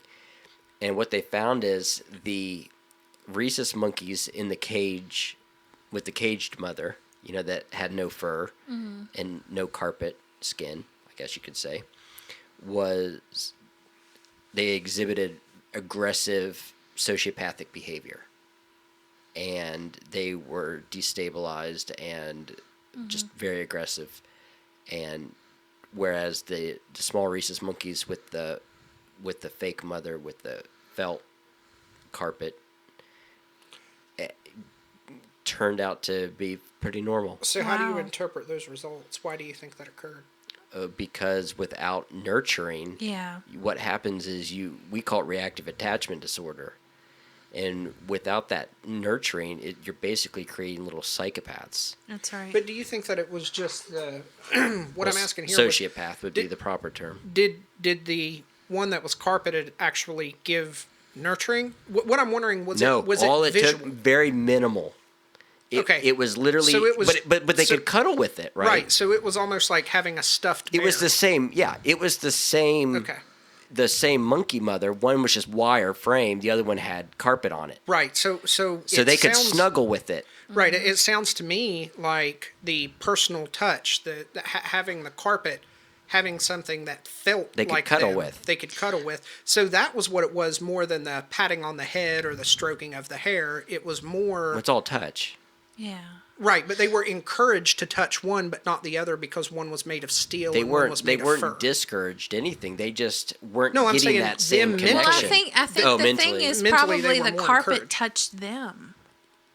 Yeah. You know, the because What I'm saying is if the wire one stroked their hair, would they- they feel less like? Do you see where I'm going with? Like, would they yeah. feel Yeah, less? I see. Would it matter? In other words, if a machine raised you, you, what well, if a there's- machine there was is just as something good, if not about- better, than your mother? Well, Well, there's something you about don't- mommy. There is something very magical about mommy, and Well, I'm sure you can but you're pull not- the but with the- statistics out your ass. But With the machine, you're not releasing oxytocin, yeah, and whether it's got carpet on it or not.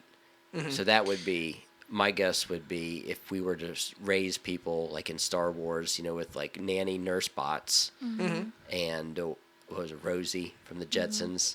Yeah. I think you'd have a bunch of little sociopaths too, Yeah, because I don't know. I mean, I'd like. even though some of those new sex bots are looking pretty fucking real. Right. So what if one And of those, but so, it was I a mean- mother, it had the bottle and everything, would you get that Eh, same, would the child not be able to recognize that? Because a child is a simple, chihuahuas are smarter than babies. If you were I don't if think you so. attend to its crying with some level of program nurturing, it's possible, right? well, Yeah, I have I mean, it's possible that they could turn out to be Normal. civilized. Yeah. Well, I have a little sister. And she is 12, and basically, it was a teenage couple, and they said, "Here." They gave her to my mom, and they said, "Here." 3 weeks old, she was on a heart monitor. Here, you take her. So, we were very cognizant of that, and anytime that child wanted a hug, she got a hug. She never got turned down. Very cognizant that she did not have her mommy, at a very, very early age. She's autistic, She though, right? still has issues. Well, she's autistic, right?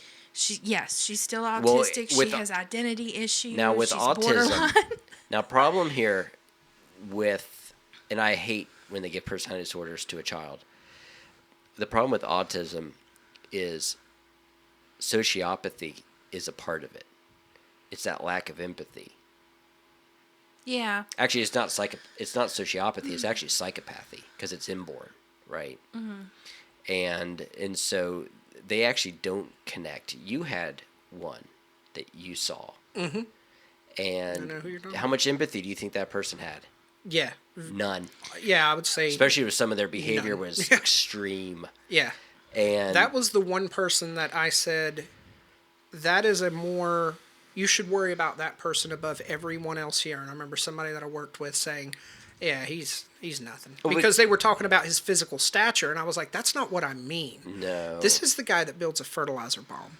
yeah, Like, yeah. this is not the guy you got to worry about punching you in the face. He And- realizes that he's not physically intimidating. Even though he is pretty big, Well, but he's I don't mean to interrupt, but you take that child because she But she that- does have some empathy. the reason why this is apples and oranges is because your sister had inborn. but I would problems. argue that if that Now she could monkey be. was autistic, the carpet would still make a difference too. I Right? think you could probably make. I think you could say that your sister would be far worse than she is. Fuck yeah. Yeah, no, I think that's a fair assessment. Absolutely. But the problem with the autism is, there is just a threshold for how effective you can be, and that's difficult. Now, I don't know a whole lot about autism, but autism, is it strictly genetic or can it be environmental? Well, vaccines Worsened cause it. by environment. Oh, I don't even know if you're joking because I don't know shit about it. Okay. No, I don't believe vaccines cause. No, Okay. no. Well, neither did the doctor that put out the shit in the Was it 70s that he said that? He said that it was. All the way back then? Yeah, it wasn't a controlled study. He was just fudging shit to get his name in. Wait a minute. So there is something about vaccines then. I'm lost. I don't know shit about that whole movement came from, and I can't remember the doctor. That I don't have a way to look it up. The name of the doctor that did the paper linking vaccines to, I want to say it was like the early 80s, late 70s, linking vaccines to autism. That's where the entire movement came from. The entire movement, but not being autistic, right? then, or did it? Well, he was saying that vaccines caused autism. Okay. And that's what started the whole movement of anti-vaccine. Okay. And then years later, he ended up losing his license. Andrew Wakefield, is that right? Okay. Or 1957. I know what you mean now, but And- so we don't know in that case. No. He said that his study was bullshit and that it was basically all fraudulent. Okay, so we've He ruled lost. out. He had his license stripped from him. Gotcha. His So medical license. we've ruled out that vaccines. No, cause there's it. no evidence. Okay, so No evidence whatsoever. What does the evidence point towards causes? Is what I'm asking. Genetics. Vaccines? No. No. Oh no, Autism. Autism. Probably Right. genetics. Is it genetics or is it environmental? I say don't- it's the water. I mean, the well, fluoride. think about it. You and I are the same age, right? Sort of.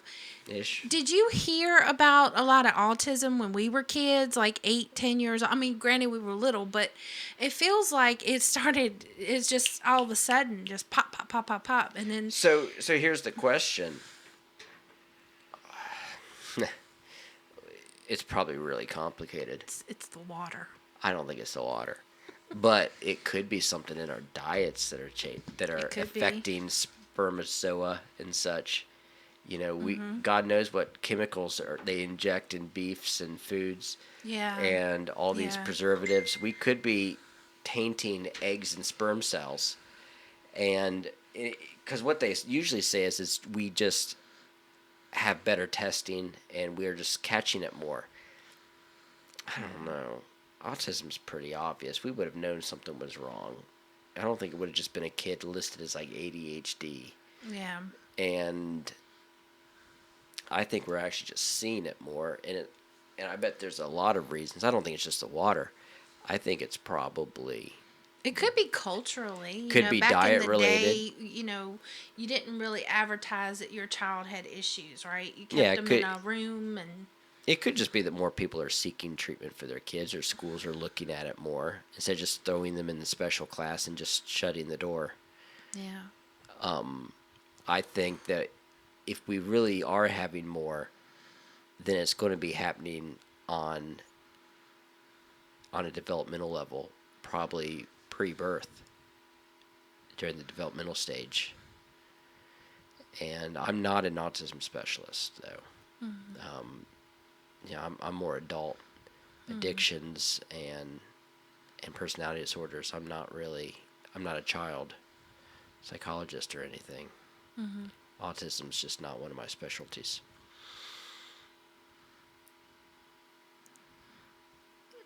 He's thinking. No, I'm just. I We totally derailed off fat shaming, though. Fat shaming. Did we all come to just a conclusion? What was our conclusion? Did we come to one? I like we're- feel that to bring it back, and if you would like to speak for the men, I will speak for the women. Think you're beautiful. Look in the mirror and like what you see as far as your energy, your vibrance. Yeah, you have to speak to women because men can motivate themselves by not liking what they see. Yeah, love that part. Love those the characteristics about yourself that you love, and don't be in denial though. Yeah, well, you don't want to be a fake person. Yeah. Because that whole facade will just collapse, and what you're left with is a fragile ego that was surrounded by a delusion. This is going to rack up hundreds of thousands of dollars in medical bills, like in 20, 30 years. Or you'll just die from COVID. Or die from COVID. When something swings by that, wipes out unhealthy people. Jesus. Yep. You think about that. Evolution does that shit. Mother Nature does not give one iota about your society or your culture or what you consider to be the norm of beauty. It doesn't care. It's it just, you got a virus, and people that have these health conditions are high risk. I gotta say, if it was between being healthy but being unattractive, or being attractive but you're also very unhealthy, So me. I don't know. You were shaking your head now. Are you trying to say I'm not attractive? You know. If I had to pick one of those, I know it's shallow to do, but I would pick being attractive and unhealthy. I just would, because that matters to me. Well, that's It one of the matters more things to I me. use. I'm like, well, you're ugly, but I can lose weight. Like Winston Churchill. Yeah. It makes me feel better. Yeah. Madam, I will be sober in the morning, but you'll still be ugly.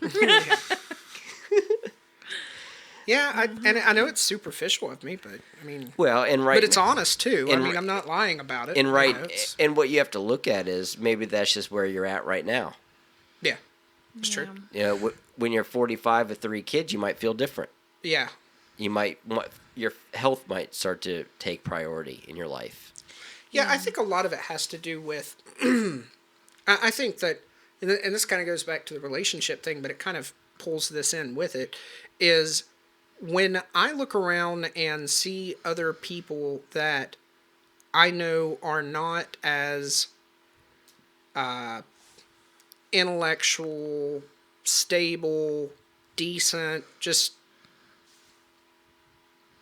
a lot of the qualities that I possess, they don't possess, yet they have someone that I find very attractive, and I can't find an attractive person. Well, here's the That causes me to even become more of that ideology of, oh, it doesn't matter what I do. If I'm not physically attractive, then none of this shit matters. And none of it is important, because that's what I'm looking for, and that's what I can't find. I can own all of the yachts that I want. Well, that's not true. But what's the Bill point? Gates is ugly as fuck. Yeah. Well, You I would, because evolution is still going to go for the best hunter, But- and that is the yacht. This is what I'm getting at is, and me and you were having this conversation the other day.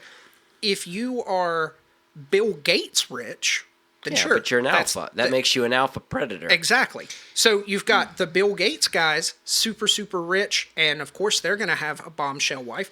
And then you've got the guys at the other end that are a felon, but he also looks like a handsome firefighter. He has a guy.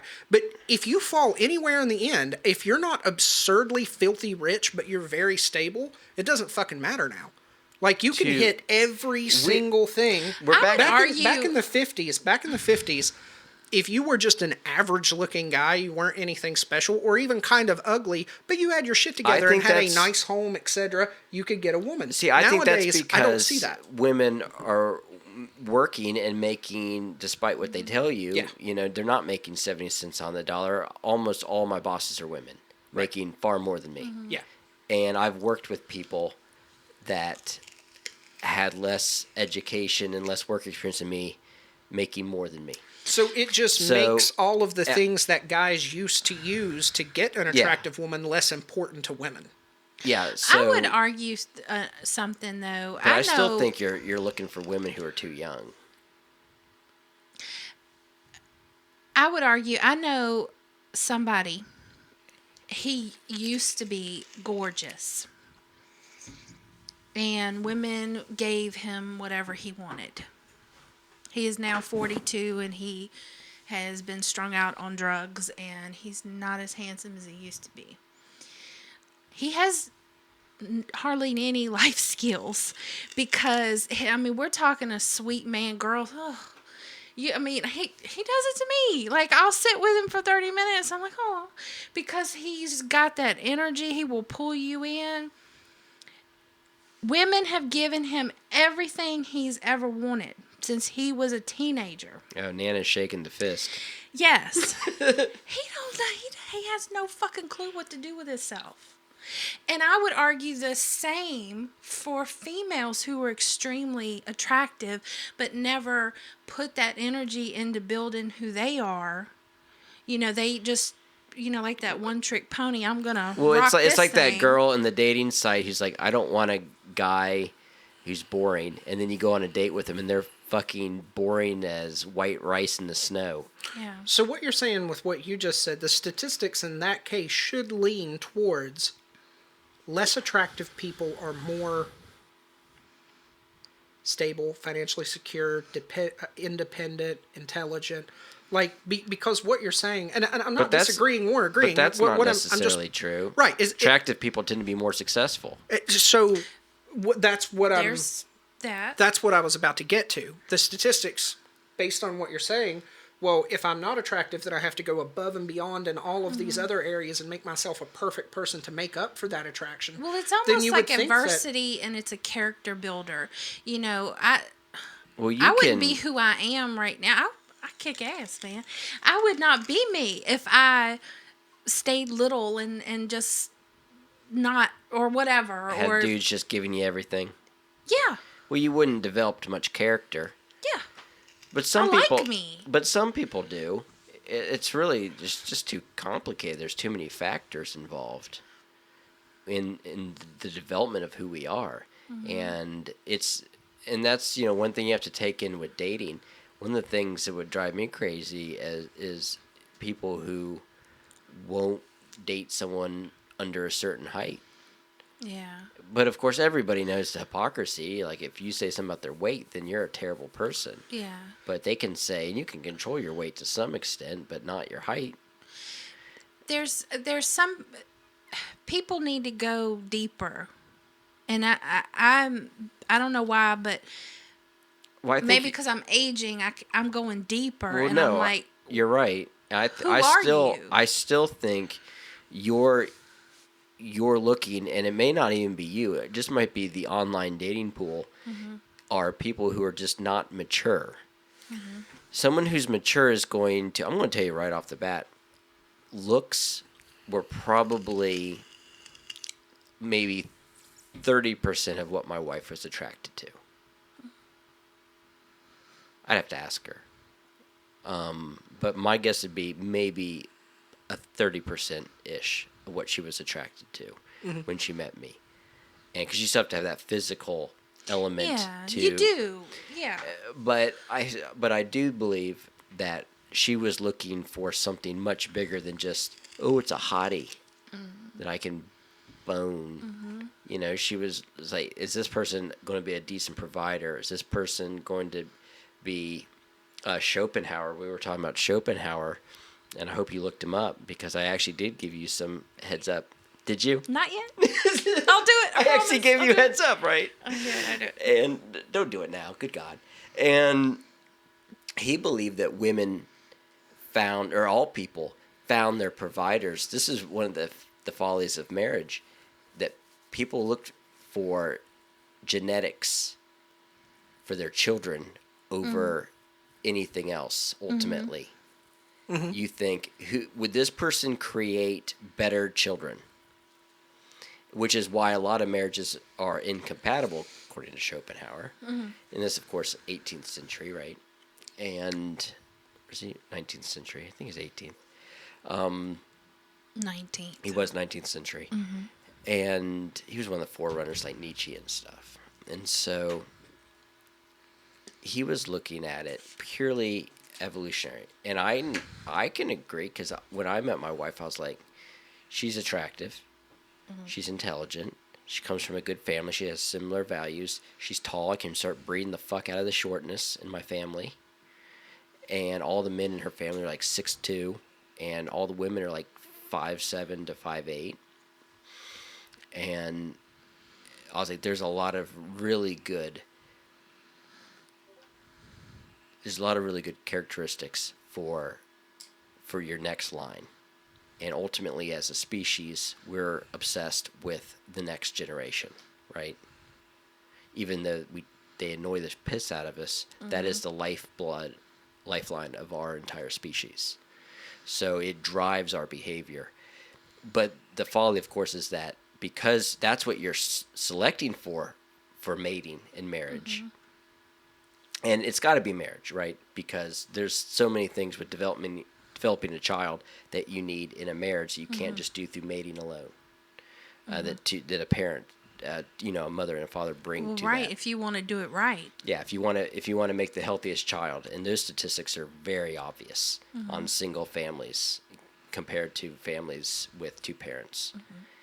And Yeah, I would call that a multi-parent family versus marriage, because I think that it's important that people realize that the piece of paper, the government recognition that you two people are if supposed they're to in be the together. same home, right? That's what I'm referring. Multi-parented homes versus marriage. You're looking when at you say marriage, you're looking to at me, broken I'm like homes. You're looking at broken homes where they're seeing both their parents in the same week, but like they're with their mom 5 days and with their dad on the weekend. That's still not equating to the same. right. But if they're No, both in the But same if they're home, both cohabitating, right. The reason that I can't get on board with marriage is because of guys getting raped with everything. I can never get on board with I don't think I'll ever be able to get on board with marriage you going mean forward. like wives forcing their husbands to have sex? Yeah, because It's that's a thing. problem. Yeah, it's real bad. I would love to suffer from that problem. Yeah, right. No, but I can never, and this also hinders me in relationships, is that I can't. It's not that I don't trust the person; it's that I don't trust the system. In other words, Yeah, no, I know what you're saying. Yeah. Raping your wallet. exactly. Like taking half your savings just because you're and the not in thing love is, anymore. I might Yeah. trust this person. In other words, Courts my don't mom side and dad with are the men. people that I trust more than anyone. Yeah. I would never enter into a binding contract such as marriage with either one of them based on what they could potentially take. And I trust these people with my life. Yeah. But I would never trust them with a marriage certificate. Isn't that And that's funny? just me as a human being, so- because I see it happen all the time. 20 years together, love life, doing great, and then one day she just fucking just takes it all. So and this it's is all what gone. so this is what Schopenhauer said. We're putting all of our focus on the survival of our species, right? And looking at what will yield the best offspring. We're not selecting for what's actually the most compatible with us. That's actually second tier to our offspring. And when you look at evolution, that's true. Yeah. Right? And so I guess the only difference would be, but divorce rates with people without kids are just as high. I mean, I was gonna say, are we talking about people who do this intentionally, or is it instinctually, like they don't But you even didn't. know? There was no divorce statistics, in Schopenhauer's time. Right. Or, but I mean, just the way we're selecting. I mean, is this something that is below awareness? I'd say it's subconscious. I would say if it's evolutionarily driven, it's completely subconscious Yeah, I would think so. until you make the unknown known. Right. Well, I think you have to know who you are. And that's why we have a lot of people I was that are, very aware that I was selecting for. I mean, I knew she was a good moral person. I knew she Yeah. was, just that she'd be a great mom. Yeah. And I'm not You saying knew she's who not a you great were. wife. She is, but I was very aware I was also making genetic selections there too. That's what, yeah. So you had intention. But I'm not but the how average. many people do that? I'm not the average person. I'm Yeah. weird. How many people think in those terms? Because, I break everything down like that. well, what I've done is, like, avoided it. Because I'm like, I don't want what I grew up with. So, so, like, instead I went the other way. Like, you know what I mean? So, like, oh, but- I don't want kids because but I I don't want to do- fuck them up. But I do think if you really want an end game, you have to provide evidence that you are going to be a stable father and a stable provider. And you think that matters now? Yes. I don't think Really? you can fight I would fucking 40 million agree. years of evolution. I think the problem is you're looking at a dating pool with a bunch of weirdos that are meeting online. I would agree because I've circled all the way back and like, okay, I want to be married. And who I'm looking for is that. It is not for me to fucking take care of some dude. I want equal because I want a life. I don't want to be exhausting myself on some asshole. Well, that is not taking care of himself. Was it you? I was like going to set you up with my buddy, like, and he's like, he'd be I a usually great. say no to everybody. He would be. who wants to do a setup. Well, I can't remember if it was you or not. He would. No, it wasn't you. It was a different person. Because I was like, he'd be, and she was in the same place in her life. He's a good person. He's a nice person. Be a great father. Not a good provider. You know, he'd be a house husband. And he could cook you some really good fucking meals. No pool boys? Well, she's not rich enough. I can screw around, but I've done that. Yeah, I've exactly. already done that road. So my point of the whole Schopenhauer thing was, I think, yes, that evolutionary drive is, for whatever reason, you're probably just attracting immature or unhealthy women. I know the last one's fairly unhealthy. Yep. And so you got to figure out what it is in you. This is what I would do in my DBT groups with borderlines, because it's always they want to blame everyone. Yeah. What is it about you that's attracting these people? Because that's what you can change, right? Yeah, and I can't think on there's something you're putting out there, and it could be just where you're putting it out. Yeah, that's possible. Right? If you go hang out like Matthew McConaughey at the high school, yeah.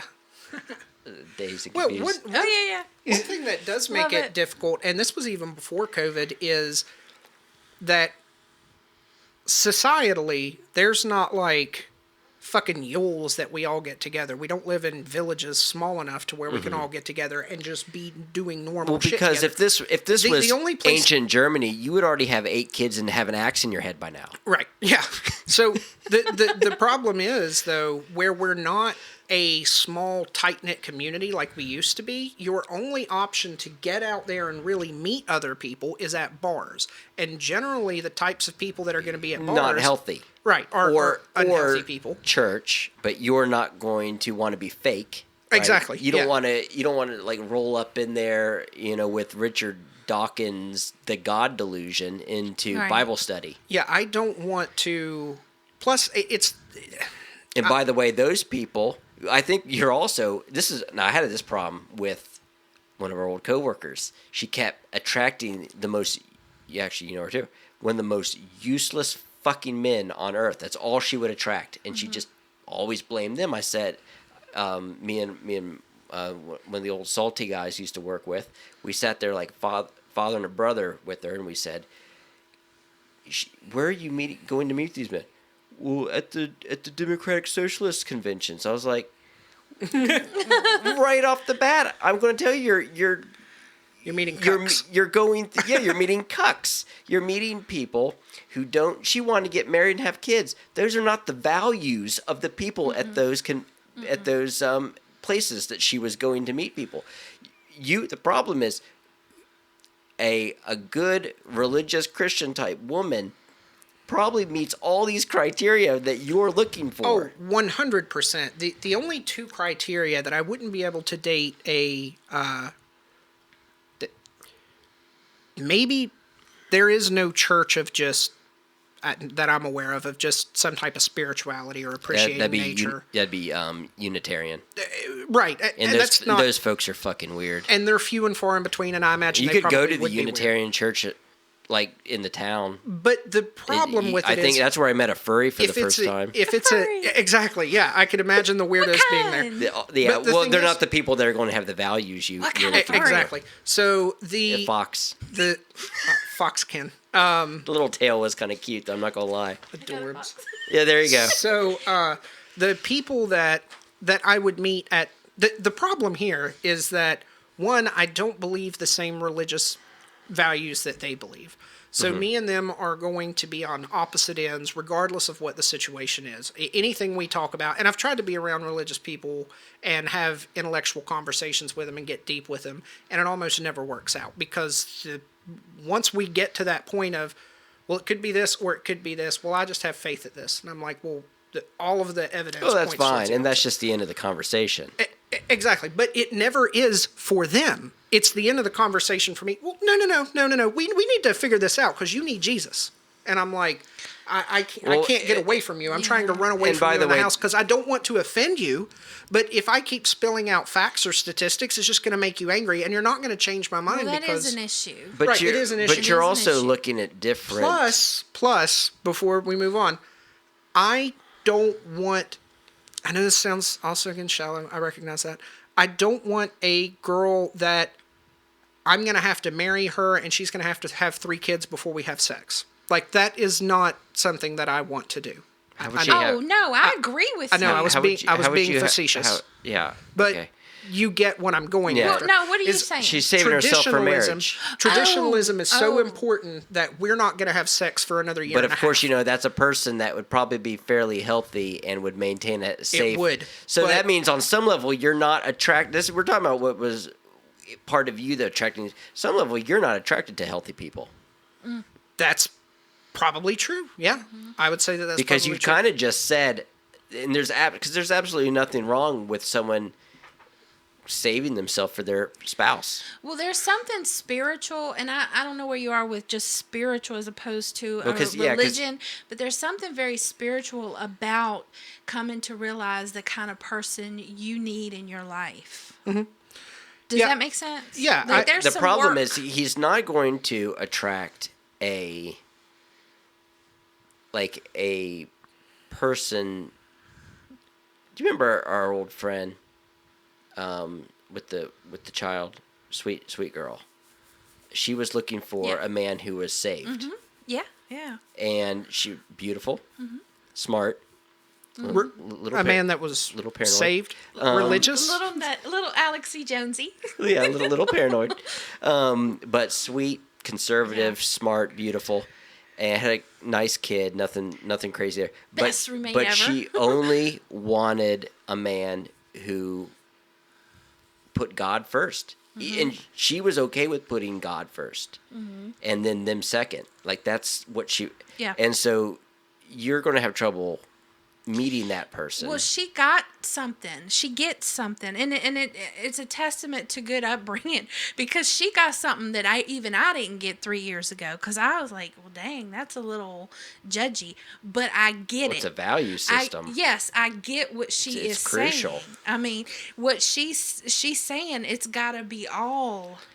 Now, it's got to come first. Now, because this is like...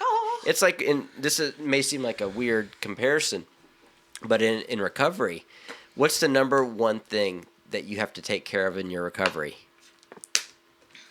I don't know. I've never been to recovery, but I would assume the answer is you. What's the most important thing to you in recovery? Jesus? Sobriety. Oh. Because you got to be careful with Jesus. Because the problem is I see people fail all the time.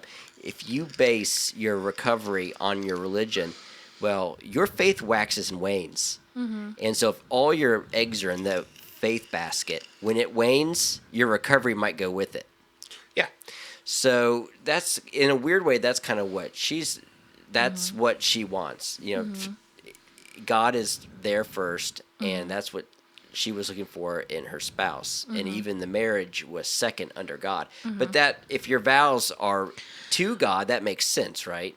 Well, that's like saying that sobriety is the most important sense, you're exactly right by drawing that, because in a spiritual sense, it really means everything else falls apart. If I say God is first, my intention is to be aligned with my true self, setting my true priorities, not the shit of this world. Well, see, yeah, it's very deep. Here's the thing. In recovery, if your sobriety, it doesn't matter about your kids, it doesn't matter about your job, it doesn't matter about your religion, because if your sobriety tanks, everything else crumbles. And the way she looked at it, and probably rightfully so in moral reasoning, was if that love of God and that bond with God, quit fucking with your mic. It's gonna droop. And those are All right. the. I'm sorry, you had a great point. I was fucking it I up. know. All right. If that spirituality, that relationship with God fails, everything else will fail with it. That's what she believes. And if she marries someone who believes that same thing she does, that's compatibility. Well, and it's always. Now, if she married someone like you, that would be all fucked up, right? Yeah. But the thing with God is you're always looking for that highest alignment of who you are, Because morally, intentionally, and you don't always fucking meet it, but you're looking for it. Because in spiritual practice, first. yeah, no, you're right. Because in spiritual practice, that's why my wife is cool, because she's a Christian and I'm a Buddhist, but she respects that because she understands exactly what you're saying. The beauty about spirituality is you're constantly striving for a better you. And, the difference comes from locus of control. With Christianity, you might be saying, I need God's strength to be a better person. And as long as I keep asking for God's help and guidance, me and my marriage will be stronger. So that's what you want. Does this make sense to you? No, I get that. And But Buddhism would be more internal. Like, the Buddha self is within me. I just have to keep digging until I find it. my 2 cents on it, though, is I know so many people that are strongly religious and complete fuck-ups in life. Of course, no one's And perfect. then I know right? plenty of people that have no religion whatsoever that are doing amazing. I know both of these people. So to say that it is required or that it is necessary to live a meaningful life, I completely and entirely disagree. I know a lot of people that have lived great lives, been successful, and they don't have any type of spiritualism to them. And I know the exact opposite end too. So to say it's necessary, maybe it's necessary for you or you, But that's the it's not point. necessary for every Yeah. single person. But that's why she was looking for someone compatible like that, because it was necessary for her, and Sure. it needed to be. Right, and I got if that's what a person wants to do, I've got. So total you're going to respect have for that. to evaluate But I think that the issue here your is dating that pool. the thing is, I think that the dating pool, I'm picky in the regards that I want someone that shares similar values with me, but like you said, the majority of people that share similar values with me are religious. So that makes it extremely difficult for So me. you're going to have to find somebody who is religious but not fundamentalist. Yeah. That would be fair. Because I was going to ask, are you cool if she has a Yeah, as long as she doesn't try to religion. crusade me. So, I don't want to So be- you might have to stay away from the Baptists, and go with more Episcopalians or Catholics. Right, that would be fine. I just don't want. There's no need to bring that subject up to me, and if it does get brought up, they know my feelings and I know their feelings. Well, and we're but all she good. may want you to go to church with her, and would you support her as a spouse? Going In to her, church. would you, if you don't support her spiritual development, This is the problem. then you're not If- going to be much of a spouse to her. Well, this is the issue. Well, she shouldn't need me for that. That's a her thing. Why in the world would that be a me thing? It's a That personal sounds like that's relationship It's with something- God. you do for somebody you love. That sounds like something that's going to have How to. about her stay home and not go to church because it's something that I want her to do? This This was is- the uncomfortable moment. We just triggered is- his ass. This is the issue with religious people, is that they think, and this is especially true with Christians, they feel that you need to be part of their religion. So the vast majority of Christians, if you say, because this is my thing, I love when some Christian comes up to me and says, let me tell you about the power of Jesus, and then I tell them, let me tell you about the power of Thor, about the power of our great all-father Odin. I don't I love discredit doing that. Thor. Right. So I love to see That's the a look good on their face. Germanic, like Scandinavian. They descent. love to go with automatically, oh, you're talking about Satanism. and something that's Well, not Jesus. that's because and I'm like, that's oh, West Virginia, man. I mean, no, that's all. Well, everybody you I met in may the Marine have to- Corps, all that's over the that's world. a worldview And you may have to reconcile your feelings about that and the intention that you think that they have as opposed to what you think. Yeah, is, you're you know, there's imposing something to your reconcile. beliefs onto them to some extent. But only in defense of them doing that to me first. In other words, we both came here mutual. I didn't even bring this up, but you came over and started pandering Jesus to me. What am I So supposed to do there? it's your What if choice I to- choose to either pander atheism or another religion to you? How can that become why is that offensive to these people? That's my problem. And anytime I would go to church, you say, "Oh, go to church if you love the person." Well, why would it not be just as well, reasonable for me to say, I "Stop think it's being your religious for me"? choice about how you perceive that, because I struggled with that a lot too. I rejected anybody who tried to push anything on me. Well, we're in an But area now where we I'm- got a fundamentalist, batshit crazy people, and that's not a Right. fair sample. Well, now I'm in a space where I can thank you for being well intended. I don't have to look at you like you're trying to impose upon me. You might be imposing upon me, but that doesn't mean I have to perceive you that way. I could just say, okay, thank you for your... Well, I think we found our topic for next week Yeah. because we're kind Oh, yeah, that We're would be a coming great. to it. because that we're would kind be of we're kind of wonderful. at our time. Yeah, that would be Nice a good wrap-up. topic. So I think that'll be a good one to start with next week because clearly there's a lot to unwrap there. Yeah. Yeah, Yeah. for sure. Because Good I'm one. always fascinated by moral reasoning and spiritual debates. Yeah, I am too. Oh, me too. Hugely. This is gonna be fun. It's gonna be fun. fun, you guys. I can't wait. All right, cue the music. Thanks for listening to the Biggie Callie Show. It's been a crazy ride and Nana's here, you know. So come on back next week and give us a friendly ear. We'll have ourselves a merry time and drink American beer.